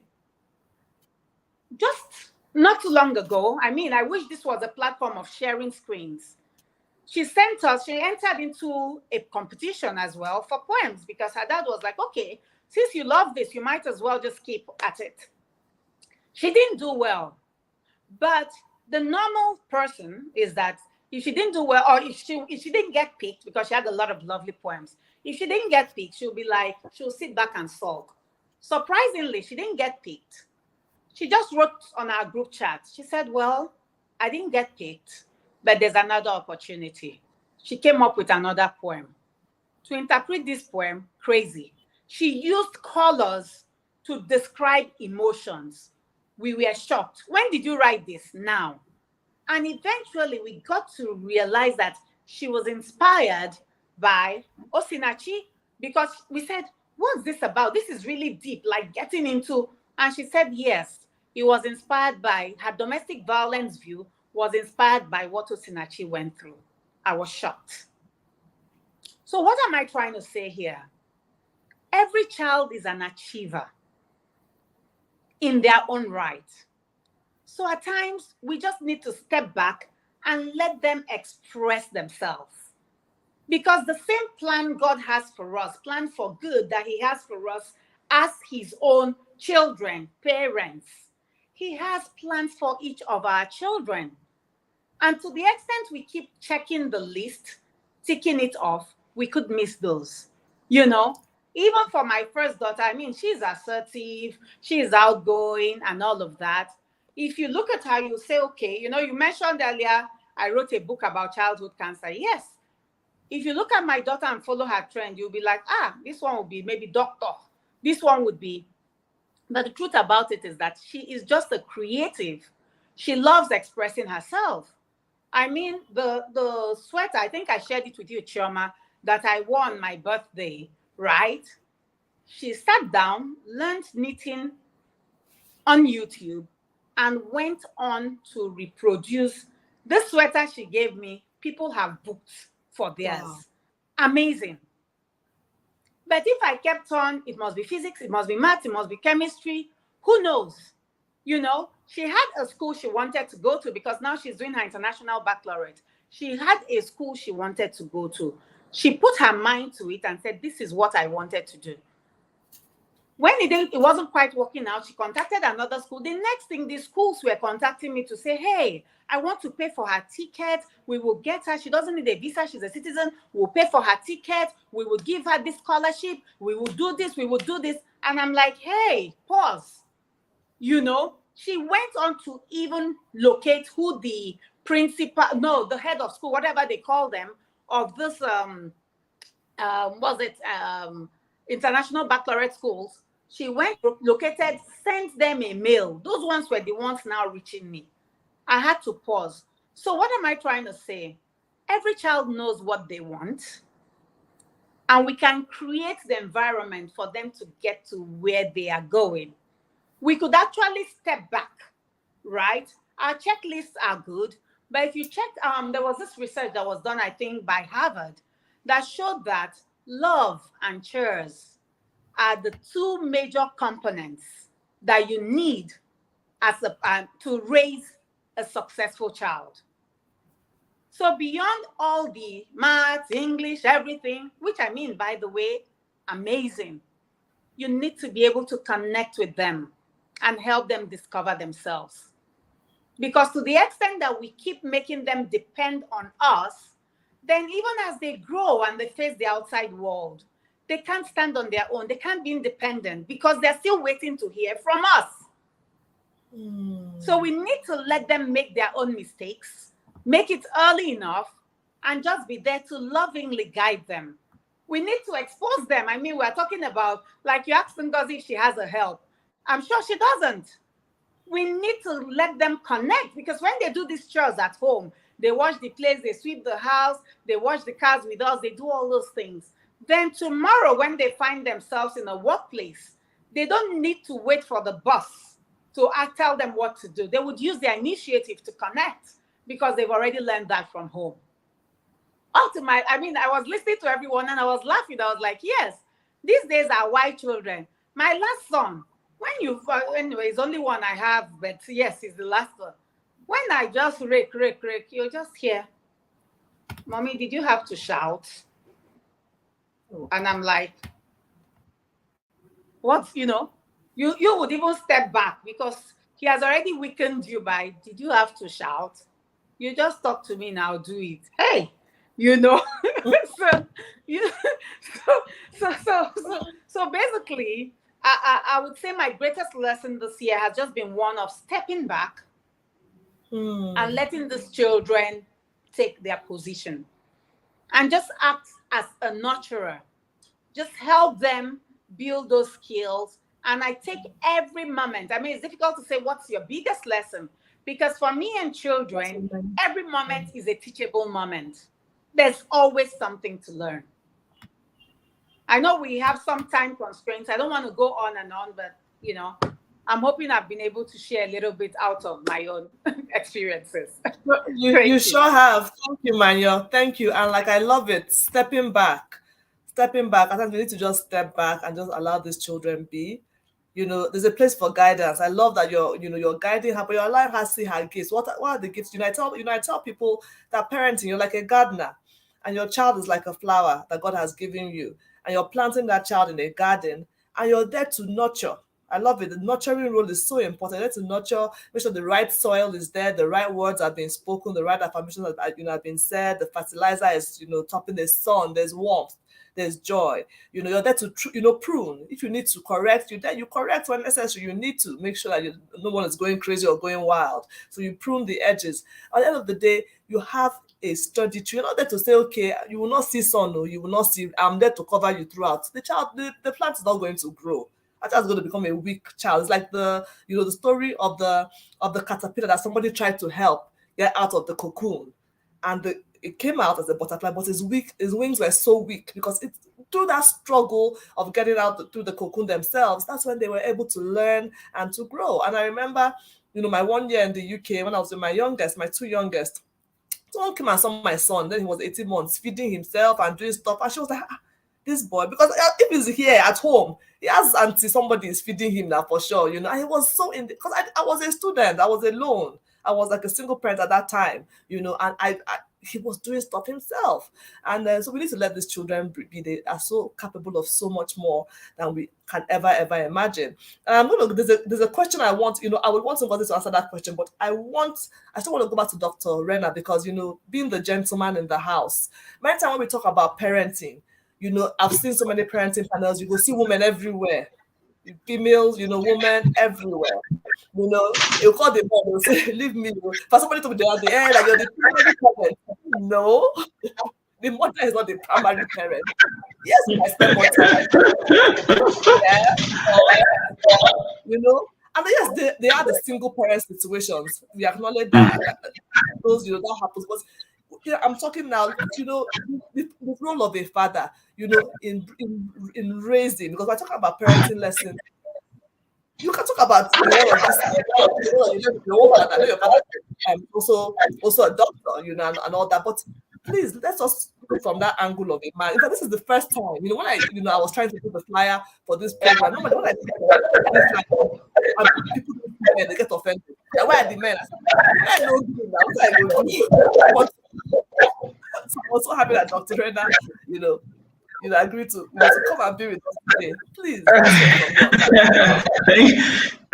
Thank you very much once again to all the speakers. I mean, this really has been eye-opening. I mean, from Mrs. Benjamin's account of, how, there really isn't too much, there isn't anything such a thing as too much love. And then, from Mrs. Dixon, who has, pointed out to us that, and I want to just, still comment on, what Mrs. Dixon has said, about the various aspects of the personality of our children. There's a tendency for us to want to just restrict intelligence to academic intelligence, but nothing could be, more erroneous, so to say. Intelligence is arithmetic. Intelligence is lingual. Intelligence is spatial, it's emotional, and it is physical. There is a way somebody can move and their athleticism that you can tell that this is the brain working. This simply isn't just the muscles moving. This person has the intelligence to know what movements to make to execute a seamless action, and translate it into something, valuable. So our children are intelligent, and it does not only have to be academic. Let's find out the other ways in which intelligence is being manifested in them. That being said, the fathers, where are we? Parenting forums are overpopulated, overwhelmingly populated by women, by the women folk.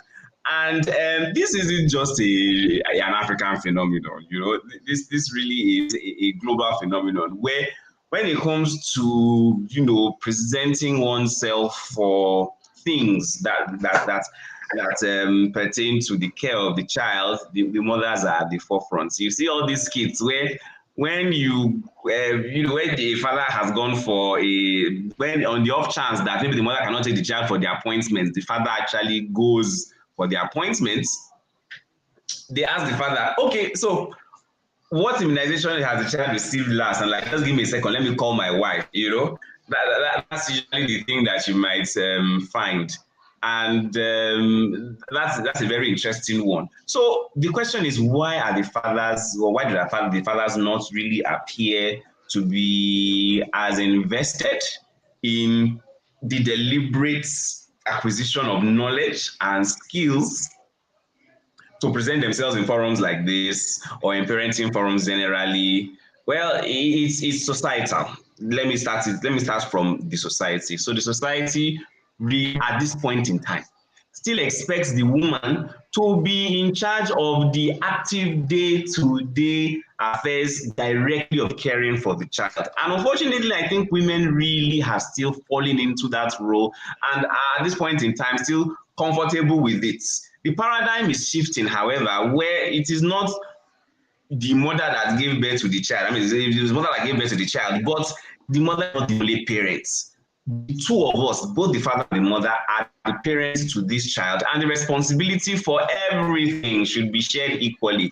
It might not be shared equally at every point in time, because of course you find out that the needs of the child in infancy for the mother are greater than when the child becomes a toddler. So while the mother might be exclusively breastfeeding, even while she's breastfeeding, I always try to tell mothers that, look, you don't have to be the one to breastfeed all the time. If you're able to express and then have the milk stored somewhere in the fridge or in the bottle, in the night, when the baby wakes up to cry, the husband should actually be able to wake up and then give the child, the breast milk or whatever it is.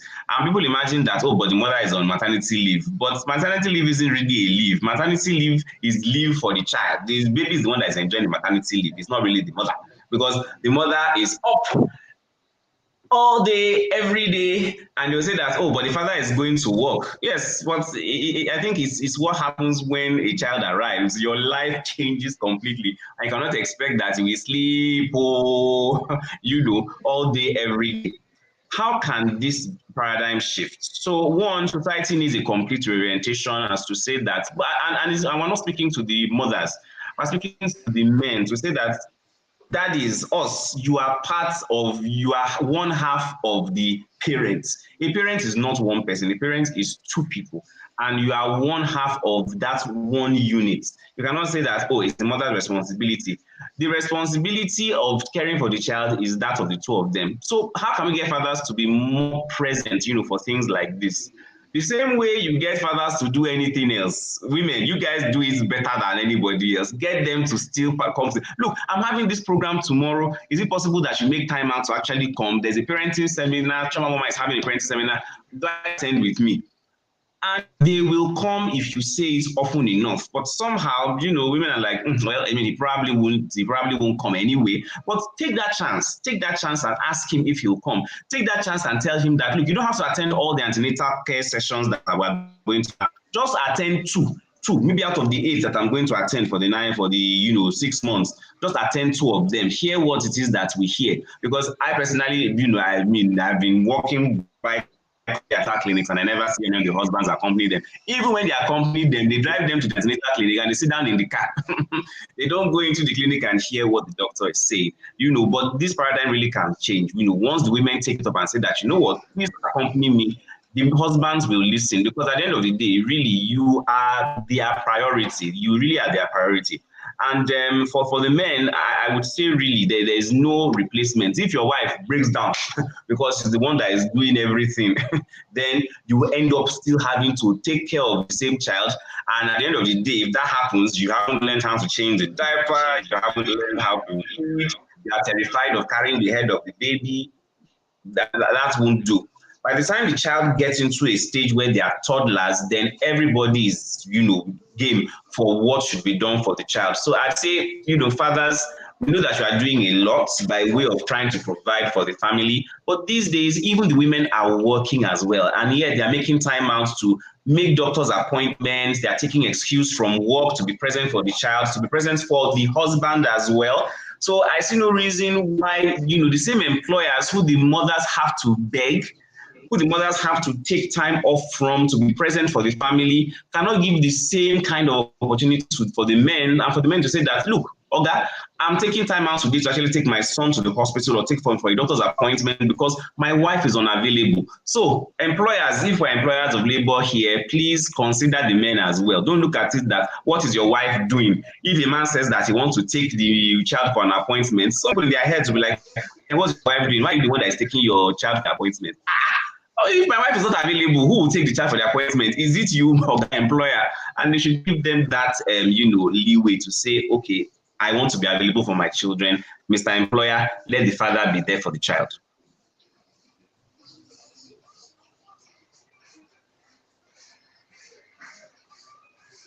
Sorry, Shoma, you're muted. Yes, you're muted. I was enjoying that. So, there has to be a paradigm shift. I do agree that we women, I'm loving Pharmacist Adako. Let me read her comment. She said, how many Nigerian husbands will agree to that? Even the ones living abroad believe it's the woman's duty to cook and clean all day. I love it. Some don't go agree, but some go agree. The truth is that I remember when I was doing my master's in the UK. That I'll let you comment in a second. But my husband, he came to see me, and when I was in school, he was with the children. Then my son, did something. No, that wasn't the scenario. I was asleep.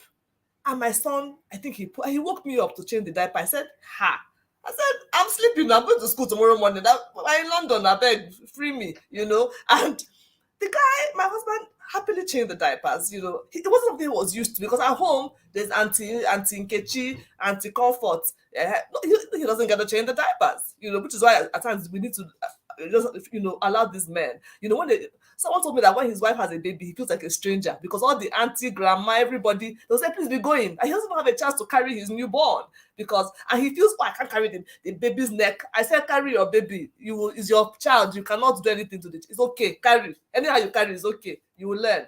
So we need to encourage them more. Because a lot of us too, as the man carries the baby, we'll say, hey, the baby's neck is not good. And we'll say, allow him. It's his child. So the women too are over. You're not doing this well. You didn't do that. It's okay. They didn't dress him that well. It's fine. Allow them. Because at times we make them a bit insecure when we're overcritical of how they're doing things. He makes the food. You didn't do this well. Leave it. The child is eating it. It's okay. So we are not helping. We feel that they cannot do it well. They don't know how to do it. The 1 year I was in the UK, my husband was here because we have 4 children, so he stayed at home with 2. I went with 2. That 1 year, the school came and said, your husband is Dr. Mama is fantastic. That in fact, the way he showed up, the way he did, and it was because he knew he had to. But because when they feel Mom, has it covered, some of them relax. So you need to actually continue telling them and saying, honey, we're in it together. Oh, it's not my job. So when someone says, bath the baby, or help, don't say help me.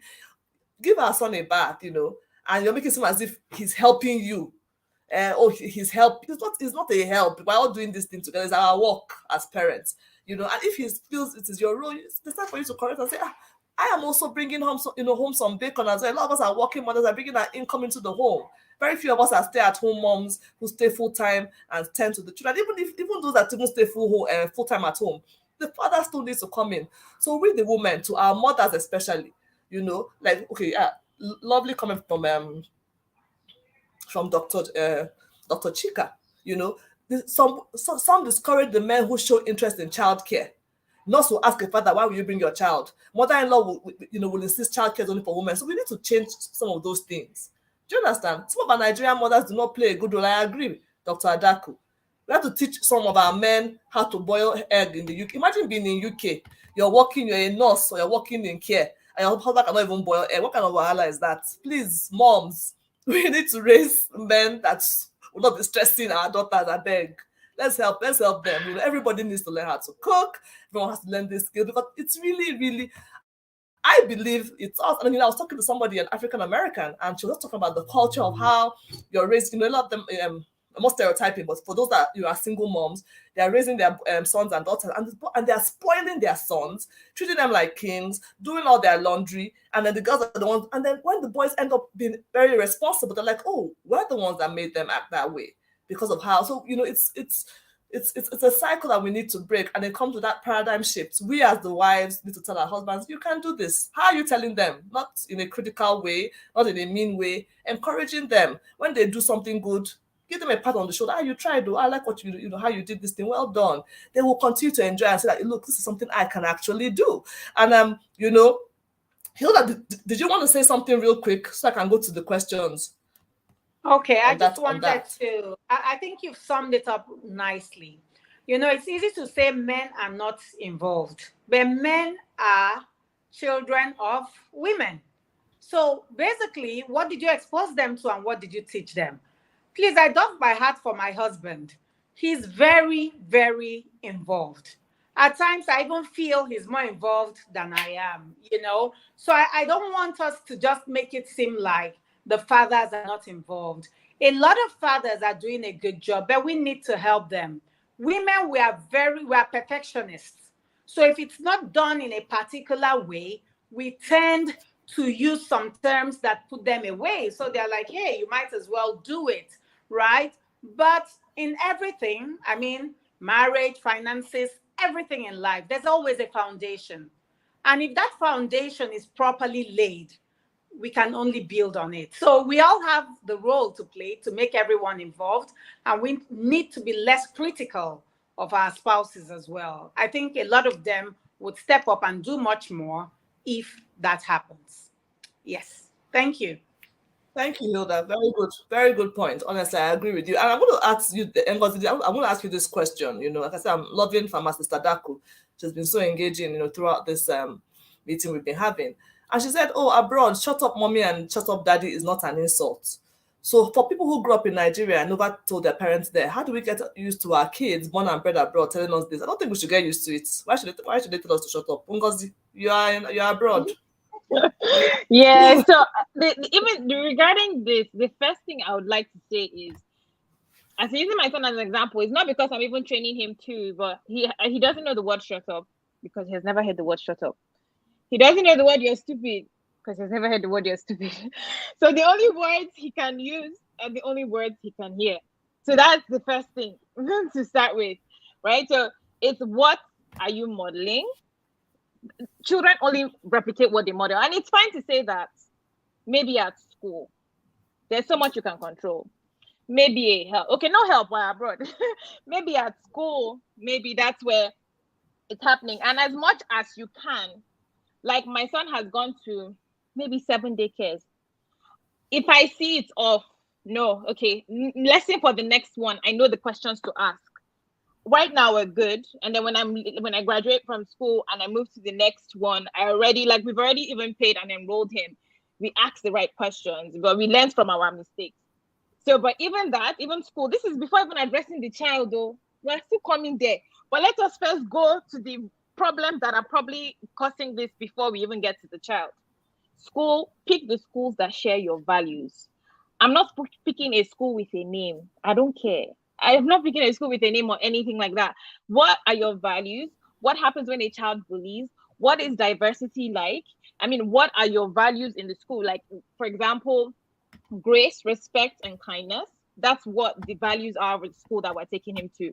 It's very important, and they try to put that in kids as they raise them. It's a Montessori as well, but yeah. So first of all, it's like, yeah, your school, the environment that you're raising the child, there should be places that teach Model, not even teach, just model respect. They don't even have to be teaching them anything, first of all. Now, secondly, is now facing the child. Why?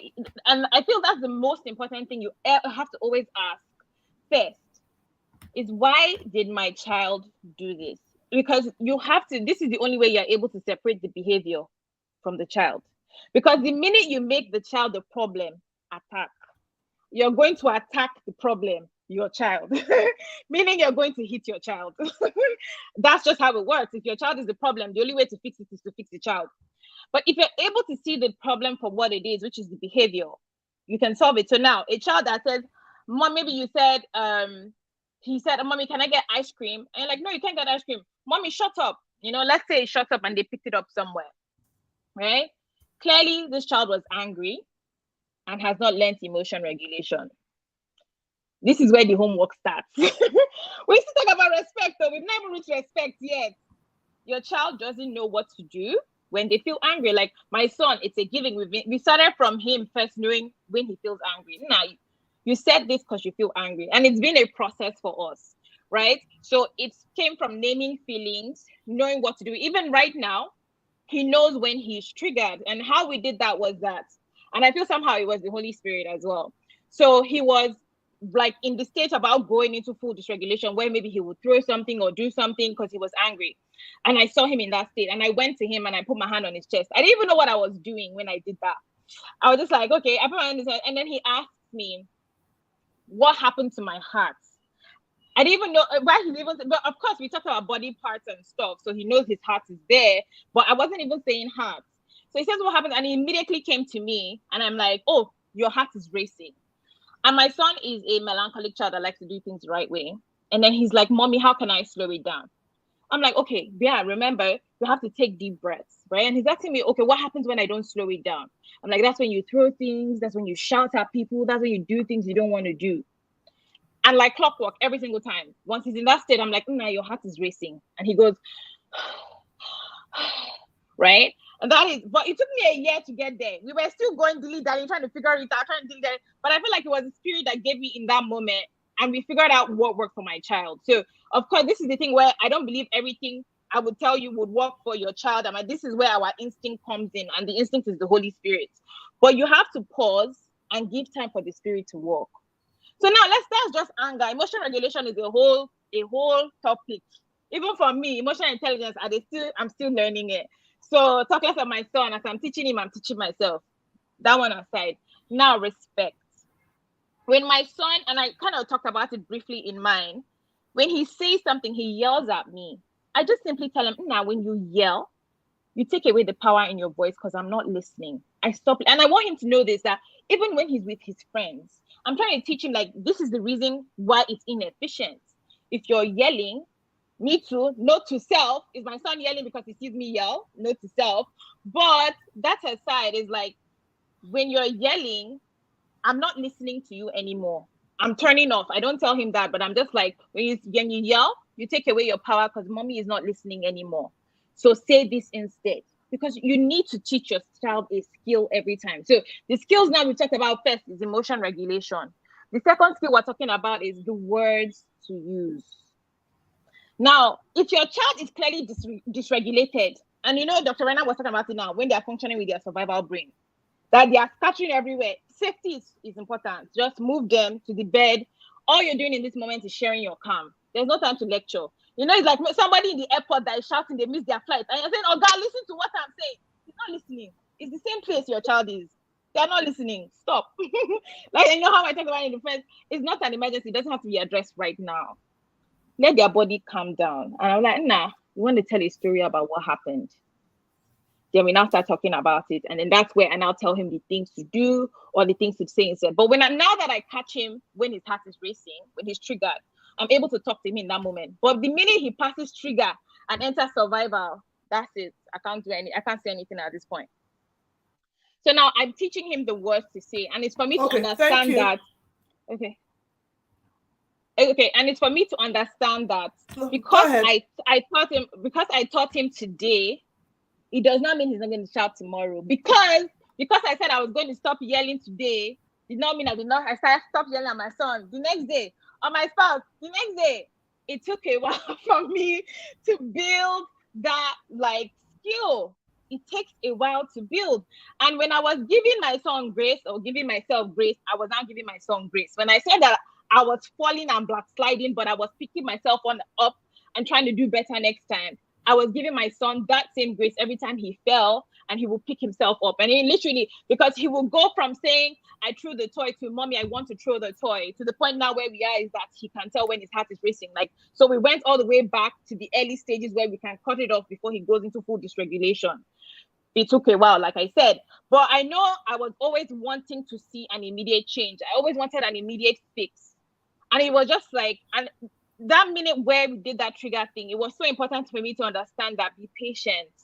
Like, now the spirit gave it to you when he was also ready to receive it, because he might have been too young a year ago to get it. So it just came when it was supposed to come. So yeah, there are things you're not probably going to figure out. That's okay. Be patient. Reach out to coaches that are older than you that can give you options if you're stuck, right? But at the end of the day, your instinct will come, because I typically say there are 3 things that a parent needs when you're trying to parent your child. The first is evidence, right? So there's evidence everywhere of certain things that happen. And I know a lot of times you want to say, oh, everything is not book, everything is not science. But when we're trying to feed our kids, we use science. So if we're talking about our kids' minds, yeah, science. But science isn't everything. Of course, we also need experience, right? So this might come with like our mistakes. We're going to make lots and lots of mistakes. We can also listen from our parents' mistakes and how it affected us. We can learn from that. And then the last thing is our instinct, which is the Holy Spirit, right? As for us that are Christians, all 3 work together for things to work. So you're going to make lots of mistakes. The Spirit is going to guide you. You're still also going to read and research, and everything will just, and then you're learning about your child, you're understanding your child, and everything will just work together. Reach out for help when you can. That's a part of also that like experience, you know?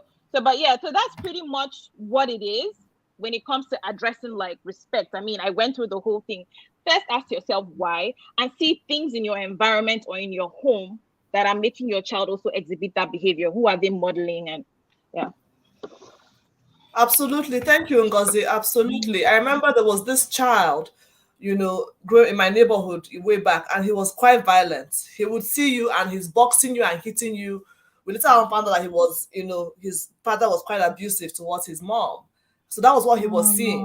That was what he was seeing. So he was just modeling what he saw. You know, you see it straight. And then enter the house, the boy is boxing you very, you know, and it was what he saw. Those were, you know, so he was just modeling that. So the things you're showing, the things you're doing around, the things you're seeing around the house, because they will pick up a lot from you. I went to a British school in Nigeria, St. Xavier's, and you know, we had a lot of, you know, expat kids. I remember them, you know, people see kids say, "Oh, shut up, mommy," and we're like, wow, this one has liver, you know, but we, you know, we couldn't try that. So I think it's a place for, you know, even if you live abroad, you know, you should know what is culturally acceptable in your home. You set the tone for your home. You set the value system for your home.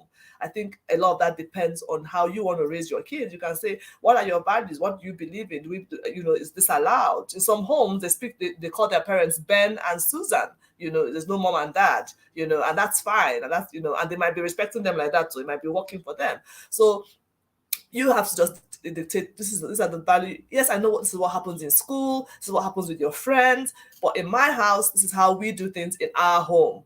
You know, this is our belief system. And it's working for us. And talking about that belief system and the way we do things and our values, I will come to languages because, you know, as the was talking, she would say, nah, you know, she's my sister, so she's always doing the nah thing, you know. And Dr. Reda, anyone can weigh in on this. You know, I'm going to respond to what Thomas wrote about how the parents relate to other couples who don't have kids. Stop inviting them for family parties. No, you shouldn't do that. That's totally wrong as far as I'm concerned. You shouldn't do that. People are at different stages. People have different family arrangements. You shouldn't say no because not having children is not a bad thing. So you should always, by teaching our children, you know, empathy, emotional intelligence, and teaching them social graces. So the way they see you, children are sponges. When they respond in certain ways because they see that this is how their parents feel. That one, I beg go. She has too many. You know, the one I heard that blew my mind was that, oh, those that have 4 and above children, don't invite them to parties because they will finish all the party pack and finish all the food with their plenty children. So we just stick to 2 and 3 children. Those that have 2, 3, I beg, all these 4 children. So it's things they're hearing you saying that making them think, oh, people that have 4 children have too many, or people who don't have children, why don't they have children? There's something wrong with them. There's nothing wrong with them. So it's really about you. So back to what I was talking about, languages, especially for those of you abroad, and even for those of us in Nigeria. Recently, I was with somebody, I was visiting with someone who was older, and she was just talking about how her children don't speak or understand her language. And she just took it for granted that they would learn, and decades later, they don't understand, they don't speak. And it's a mistake that a lot of us are making or have made or was made to us, or whatever. And you see our languages, our cultures are dying. And, the Igwe of my village, for instance, he just, he lived in the US for years. His children were raised in Houston. They all speak Igbo fluently. And I remember that it was a project. Their mother was quite intentional about it. Their house was Igbo zone. Enter this house by speaking Igbo. Don't speak English to me in the house. That's how we do. And especially in the North, you see that happen a lot, where children enter nursery school, they cannot speak English because in the house, it is not by speaking Hausa full stop or Fulfide or whatever language, by speaking our language. When you get to school, you can learn that English. That's okay. And that's what, and even other cultures, we see those from Eastern Europe, in the UK, wherever they live, Asians, in the house, they're speaking their languages. So when they go out, so they learn this. So what are we? I think we're getting something wrong, especially for all of us at Nigeria, especially for those of us in diaspora, and even those of us here. What are can someone who wants to throw light on that language issue and what we can do to help? Because we need to be intentional about it. If not, they're not going to learn from anywhere. We're not living in the village. Those days, if you speak English in the house, they will learn on the streets. The streets, they're speaking English, or broken. So what can we do? Who wants to talk about that? Shukrat? Yeah, this language thing, I don't know.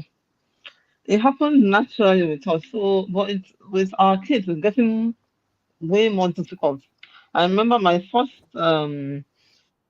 mother, and the first language I spoke was Hausa because I was born and raised in Bauchi, and automatically I also understood Yoruba because it was spoken in the house, my parents and all the relatives that were living with us. But these days, we have caregivers that don't speak our language, and also we have intermarriage as well, where you have mother and father from different languages. I didn't intermarry. I married someone from my place, but my husband doesn't speak very good Yoruba, so he hardly speaks it. So it had to take me a long time to even get him to speak. So when we started having kids, I will speak to them, but he will speak English to them. And of course, they'll go to school and they'll speak English. So they had to, okay, so it was more like 2 against 1. And also you have Hausa, not even 2 against 1. The Hausa doesn't speak Yoruba or Hausa either. So it's now just me speaking Yoruba to them, and the whole community is speaking English. And I'm wondering, the more effort I make, the more I don't see any improvement. And then you realize that even the kids are not even keen on learning this language. They understand basics, but they don't speak. The more you try, the more they're like, okay, because of course there are options for them to understand and communicate as well. But it was easier for us because Hausa, Yoruba, everything was spoken around us. So you only hear English when you go to school. But when you hear people speak English, not at home. But now we have caregivers. Those days we didn't have caregivers. We had family living with us speaking the same language. And then now you have father from Igbo and the mother from Delta or Yoruba or Hausa. They don't speak the same language. Unless the mother takes so much effort. I think because of the limited time we now spend with our kids, I think that's making it more difficult for us to let them understand this language because they're in school most of the time. When you come back home, you're tired. You don't want to spend 5 minutes explaining what you can say in English in 1 second. So you just take the easy way out. And I think we have to be intentional. Like my kids, I say, "Lọ bu omi wá." That means, okay, or "Mu omi tútù wá." That means bring cold water. As easy as it is. If they want to get me, they just say, Mommy, what's Omi again? There's no Omi in water. And they know Tutu is cold. But they just want to, because they don't even want to say it. They won't even speak it. So, and you want to get water. You want to get water fast and, oh, God, get me water. So most of my time I tell God, even when we go to holiday, I'll say to their grandparents, why are you speaking English to them? Speak their language. They'll say, because people are not speaking. But we have to start. Everybody, it has to be holistic. Because when they know that, oh, someone will speak English, of course they won't even. My kids, I'll tell them, okay, if you don't say it in about one side, and then they'll see them struggle, trying to, but then it ends there. The enthusiasm is not there. I don't know how we can get that enthusiasm, but it's really not there. And our parents didn't make so much effort to get us to speak. I think maybe because we have so much exposure for internet, and I don't know. But this is something I always think about, like, how do I get my kids to speak? I speak a lot of languages, but my kids, I'm struggling to get them to speak one. And you see them on Duolingo, learning French and Spanish. They are learning French and Spanish on Duolingo. What business is that? I can't speak. So why are you on Duolingo and telling me, oh, I'm earning points for learning? And I'm, oh, okay. You're earning points from learning Spanish. Okay, maybe we should start having programs on internet as well that teaches our own African language. Maybe to encourage them. Because it's not working from the home front. I think in the general thing, I don't know if it's just me. They have other views, yeah. It's true. Honestly, Shukra, and I agree. But it's like you said, it takes work, because the easy way out is just let me just speak English and rest. Something happened to me growing up. And we grew up speaking English a lot. My parents spoke Igbo to us, and we answered them in English, and they let us go. And what I found happened, then they would bring house girls from the village who couldn't speak English to say, hey, be speaking Igbo to our children. Those ones were like, I hear you. We want to learn English. So they'll be speaking English in the house to us. They're like, is it us that want to be remain local village girls? We want to learn English in the township. So that one did not work. So I know it doesn't work. So someone came to visit us as children. I came to see my dad, and he was speaking Igbo to us, and we were doing our normal answering in English. He would speak Igbo. We would answer. The man was like, what kind of nonsense? Did I tell you I can't speak English? Why are you answering me in English? I was speaking Igbo to you. Answer me in Igbo. And he saw that we were a bit limited in our spoken Igbo. He was quite upset. And he wrote my father, he wrote the note, I came to visit you. And by the way, I'm very, very unhappy that an Igbo man like you, your children are answering me in English. And and he was really, and my father, the thing entered his heart. Sadly, he said, okay, no more English in this house, only Igbo. It didn't last more than 1 or 2 weeks. Let me tell you the truth, because the same thing, you'll be like, you will say something, they'll say, did you mean this? And they're like, okay, we're tired. But along the line, we saw on ourselves, just by interacting with our relatives, we saw that we were at a disadvantage, not being able to speak our language properly. And we all started making the effort more. One of my siblings schooled in the East. I think she does the best with it. Interacting with my colleagues at work that speak Igbo fluently, I will speak. And then my friends, I have some Igbo friends. I'm funny, I mix dialect, because I have friends who are from Imo State. So hearing how they speak, I would speak like them. So I would mix my dialects up, but I was just speaking. And that was how, and I, made it more of an effort. And I started intentionally, when I hire people, if I can get someone from, that speaks Igbo, who is older, I would explain to them what I was trying to achieve. I said, look, I want you to be speaking Igbo with me. So even if you're not speaking to my children, let my children hear me and you speaking Igbo, they will be picking. And then try and speak to them. I know you won't always speak, but try. And this is why. I will tell them this is why. I want them to learn. My own Igbo, you can see, is very suspicious. I don't want their own to be suspicious like my own. Biko, let's be doing this work together. And and it worked to some of them. They said, okay.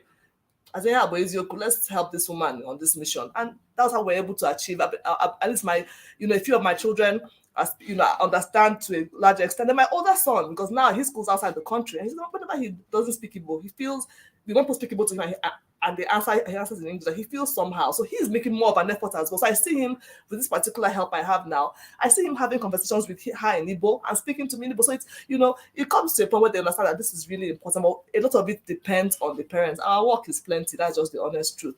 And Dr. Reda, do you want to say anything about that? Have you had any big breakthroughs in that area? Thanks. So, language acquisition is a skill that indicates, development, healthy development in a child. And of course, the language that they will speak is the language that they begin to hear from infancy, from as soon as a matter of fact, hearing, of course, we know that hearing is already developed in the womb, and that children begin to hear even in the womb. But of course, by the time they come out, they begin to acquire sounds and hear things and retain the information. So children should actually begin to be spoken to in the language you want them to learn from the moment they are born.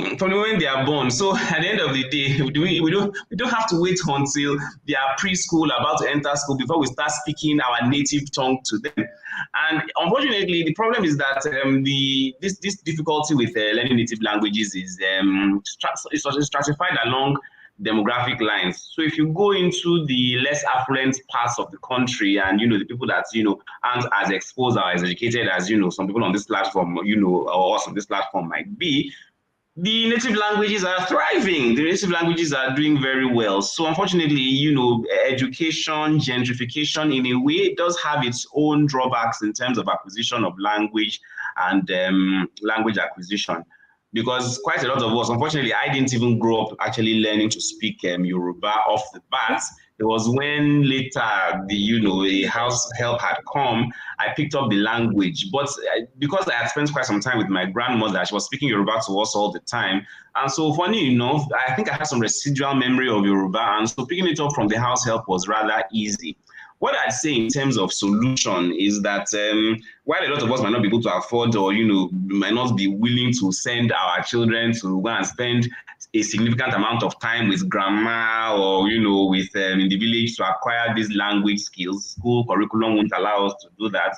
There are now a lot of stations that offer at least some of the 3 major languages to viewers. So even if it is, I know it might not be boring, it might not be television viewing, but if you decide that, okay, I think today is African Magic Yoruba, it's African Magic Igbo, it's African Magic Hausa, just sit them down. There are subtitles. It's something to do. It might not be every day, but at least just for them to pick up the interest in learning the language. And I think one should, of course, persist. One shouldn't become cynical and say that, they've gone past the stage where they can learn a language.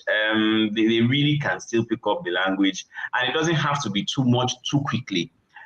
It can be words, a few words here, a few common things that they can pick up here and there. And the fact of the matter is that they don't have to be able to write prose in the language initially. Just have conversational, language acquisition, such that they're able to follow simple instructions, they're able to survive and able to present themselves as members of that particular tribe. And I think that will go a long way. But I think on the long run, for those people who are still, interested in having children, if you can speak your language fluently, please let that be the language that you speak to them right from the moment they come out.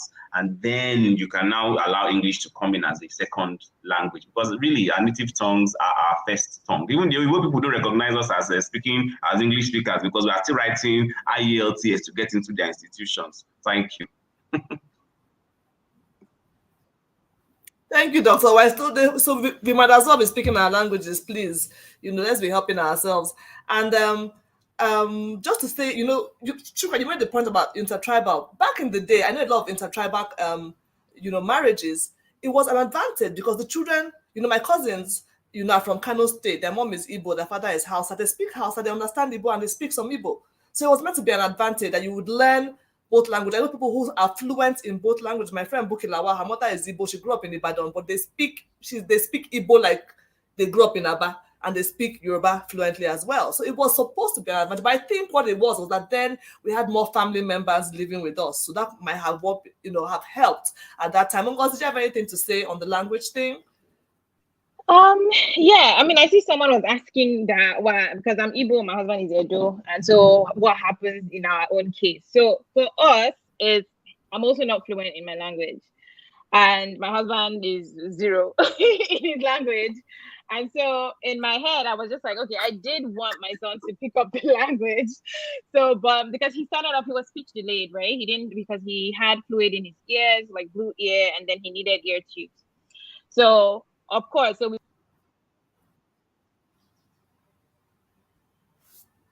What happened? Sorry, no, my earpiece is connected. Can you hear me? Okay, yes. Okay. So So he only learned to speak at 18 months. So, but it's interesting because, sorry, can you still hear me? I just saw the thing connect to my earpiece. Okay, we're still good, yeah? Okay. So and even when we got the speech therapist, it was very interesting because she was asking, do you speak any other language? And if you did, her recommendation was that one person speaks the other language and one person speaks English. Like if you're trying to get him to pick up so that he knows this is what I'm learning from this person and this is what I'm learning from this person. I was like, that would have been so cool if I knew my language. So, but then I speak like little, like how I still call him na or ndo. Yeah. So the few things that I say, like I understand Igbo. Like I was doing that thing. I was speaking Igbo, I'll reply in English. So I understand Igbo. I can't speak Igbo fluently. And I just know like phrases like that, like just short phrases that I probably use with him. So, but I did say, okay, so we're going for summer with my his grandparents, my dad. And I'm like, oh, this would be an amazing opportunity for his grandparents to teach him Igbo. So I was already telling them like, please, you will speak Igbo to Sui. My dad said, you're going to confuse him. That's when I now knew that's why I don't know Igbo. Confuse me. so, but I was like, oh, you're going to confuse him. Like he wasn't comfortable like speaking Igbo to Sui. And I was just like, oh, I mean, I respected, that was his own boundary set. They respect the boundaries I put there. So, but my mom tried and she noticed that, like, because she's like, I'm trying to connect with my grandson. I'm speaking Igbo, he will just leave me. So please leave that one first. Let me connect. I've not seen him since he was born. If you just say this one, I don't hear her. Let me just leave her first. I beg, I don't do. So it's like all those struggles, and it was just like, I mean, I really wanted him to, but it was just like, at this point, this is where we are, because I definitely know that kids have the capacity, because in his current daycare, half day is French. So he's picking up French. So he could clearly pick up my language. I know that. So, but right now, it's just like there was just nothing in place. But yeah, I definitely know how important it is, because I mean, language is dying. And I see what Dr. Rena was saying about education, because my husband's grandparents were like what do you call them? It's like provost, like university. They're really educated. So you can imagine even the rest of the kids. So like, I don't know what was their reason, but I clearly see what education can do with language. My dad, clearly very educated, and my mom. So I think like, yeah, that's a factor. And then maybe education is turning around with us, but it's like, if I knew my language, it would have worked, because now I understand how it works, is that I speak. So like when I told my dad, I tried to explain to him, oh, the speech therapist said as long as it's one person speaking it's fine. And he's hearing English from somebody else, it's okay. He wouldn't be confused, but he wasn't just comfortable. So, but in that situation, I'm just like, now I have the education to know it's safe, but I don't have the Igbo. So, but yeah. Okay, thank you. It seems it's a struggle. It's something that we need to work on. And I'm going to have a session. I think of all my friends, I think I only have 2 or 3 friends who their children are fluent language speaker. Fluent language speakers, not speaker. One of them, her children speak Igbo, like they speak even dialect. Another one, I think she's Kogi. I can't remember what tribe. I think it's Ebira, or they speak fluently. Most of my friends, except my northern friends, my Hausa friends, most of my friends from other tribes, their children are not speaking or understanding anything. It's something that we need to look at. Sashes, are you my friend that their child can speak Igbo? Are we in that club? Hilda, can your children speak anyone? Your own is Igbo, Calabar, and Ghanaian. Is there anyone that they are understanding or speaking? Because we need to round up. So this is like saying bye bye.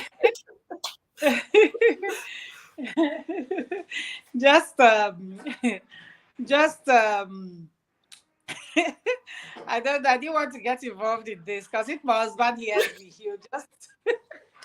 he's been asking me to speak. I speak Igbo, I speak Ibibio, Akwa Ibom. I speak my own language, Ejagam, as well. But nobody sat me down to teach me. So it's a bit difficult for me to teach.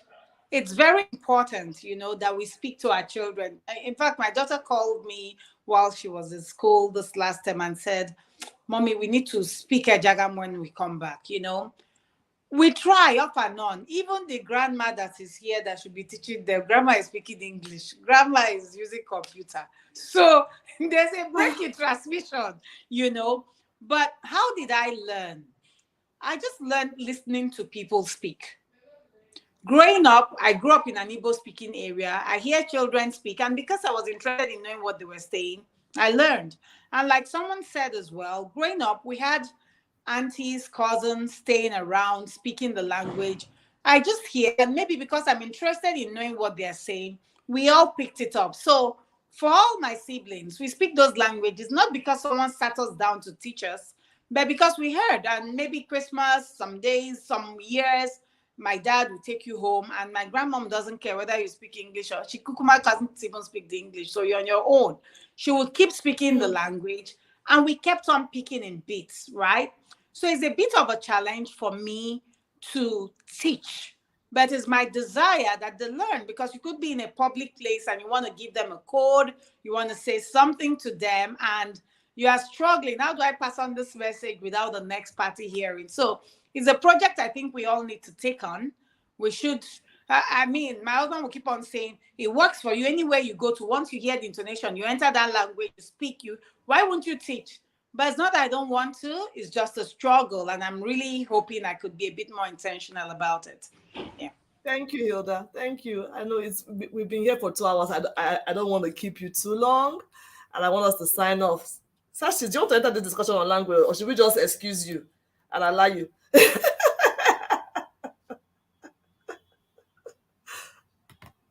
think my mic is. As everyone, my kids can't speak. They can't. It is well with us. You see, you know why it's funny? Because we, we're both Igbo. We are both, our parents are Igbos. My husband is Igbo, I'm Igbo. So we're speaking English to each other in the house, me and my husband. That is the biggest problem. Two Igbo speakers speaking English to each other. Hi, honey, how you doing? How was your day? What happened to Nna? No, can't give me. It's a problem.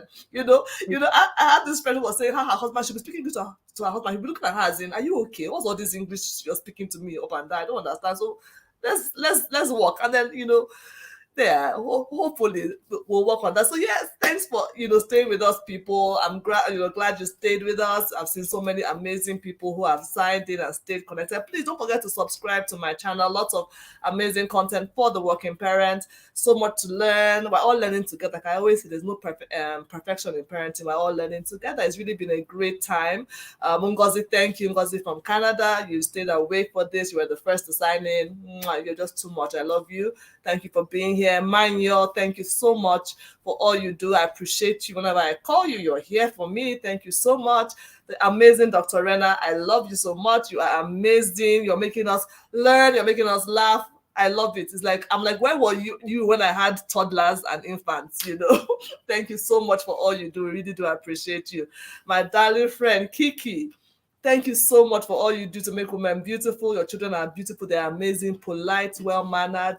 Shukra, my fellow, we are the learned people in the house. Thank you for all you do, to make sure that you can be a working woman, you can be an entrepreneur, you can be intelligent, first-class brain, everything. And you can still do your own bit in raising your children. You guys are all amazing. I love you. I appreciate you. For everyone who joined in. I don't know if anyone has anything to say before I cut off. Ngozi, Hilda, Dr. Rena, Nkiru, anyone have anything to say? Because I want to sign off. No, we're fine. It's been an interesting, amazing session. Thank you all. Let me just hail all parents and say that you guys are doing the greatest job ever. Yeah. Well done, everyone. You guys are doing great. Honestly, let's not judge ourselves. We're all doing a good job. We're trying. The fact that you showed up here today shows that you're doing a fantastic job. You're learning, you're relearning, you're unlearning. You're doing an amazing job.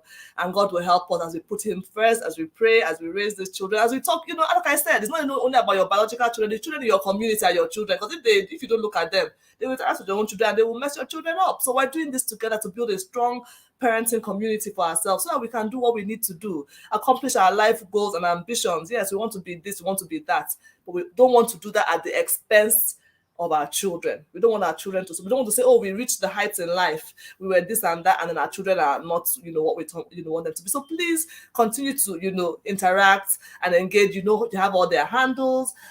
Please, follow me if you're not following me already. Follow me, Chioma Moma. I spell my Chioma Chiomah, Moma. And then also, if you are not on our mailing list, please send your email address to me, Chioma, CHIOMAH@gmail.com, so we can tell you about upcoming programs. The truth is that we're just trying to see how we can all learn from which I've learned. So I think I learned the most. I've learned so much today, and it's a continuous learning process. We learn from our children, we learn from each other, we learn from people younger, people older, and each day it's just a beautiful experience having these blessings that God has given us. That every day we're engaging with them. So thank you so much for being here. Omoyenwe, that was who joined us first. I'm going to find how to get my journal to you in the UK. This journal is on my page. I'll tell you more about it. It's a great resource for busy parents. And then also my books, you can get them through me, through Amazon. This is a great one, Fun Trip to the Village. It relieves, those days. Now, we hardly go to the village anymore. Everybody is scared. Security problem. It is well with us. Let's be praying for this country. Because they don't forget us here. Be praying for us. So, please. So we can be going to the village, often. So yeah, it's been a great time with everyone. Thank you so much for being with us. This is going to be on YouTube. You can still share with your friends, continue to interact, continue to, like, so that other people can see and learn along. Thank you so much, everyone. God bless you. Thank you, everyone. Bye. Thank you. Thank you.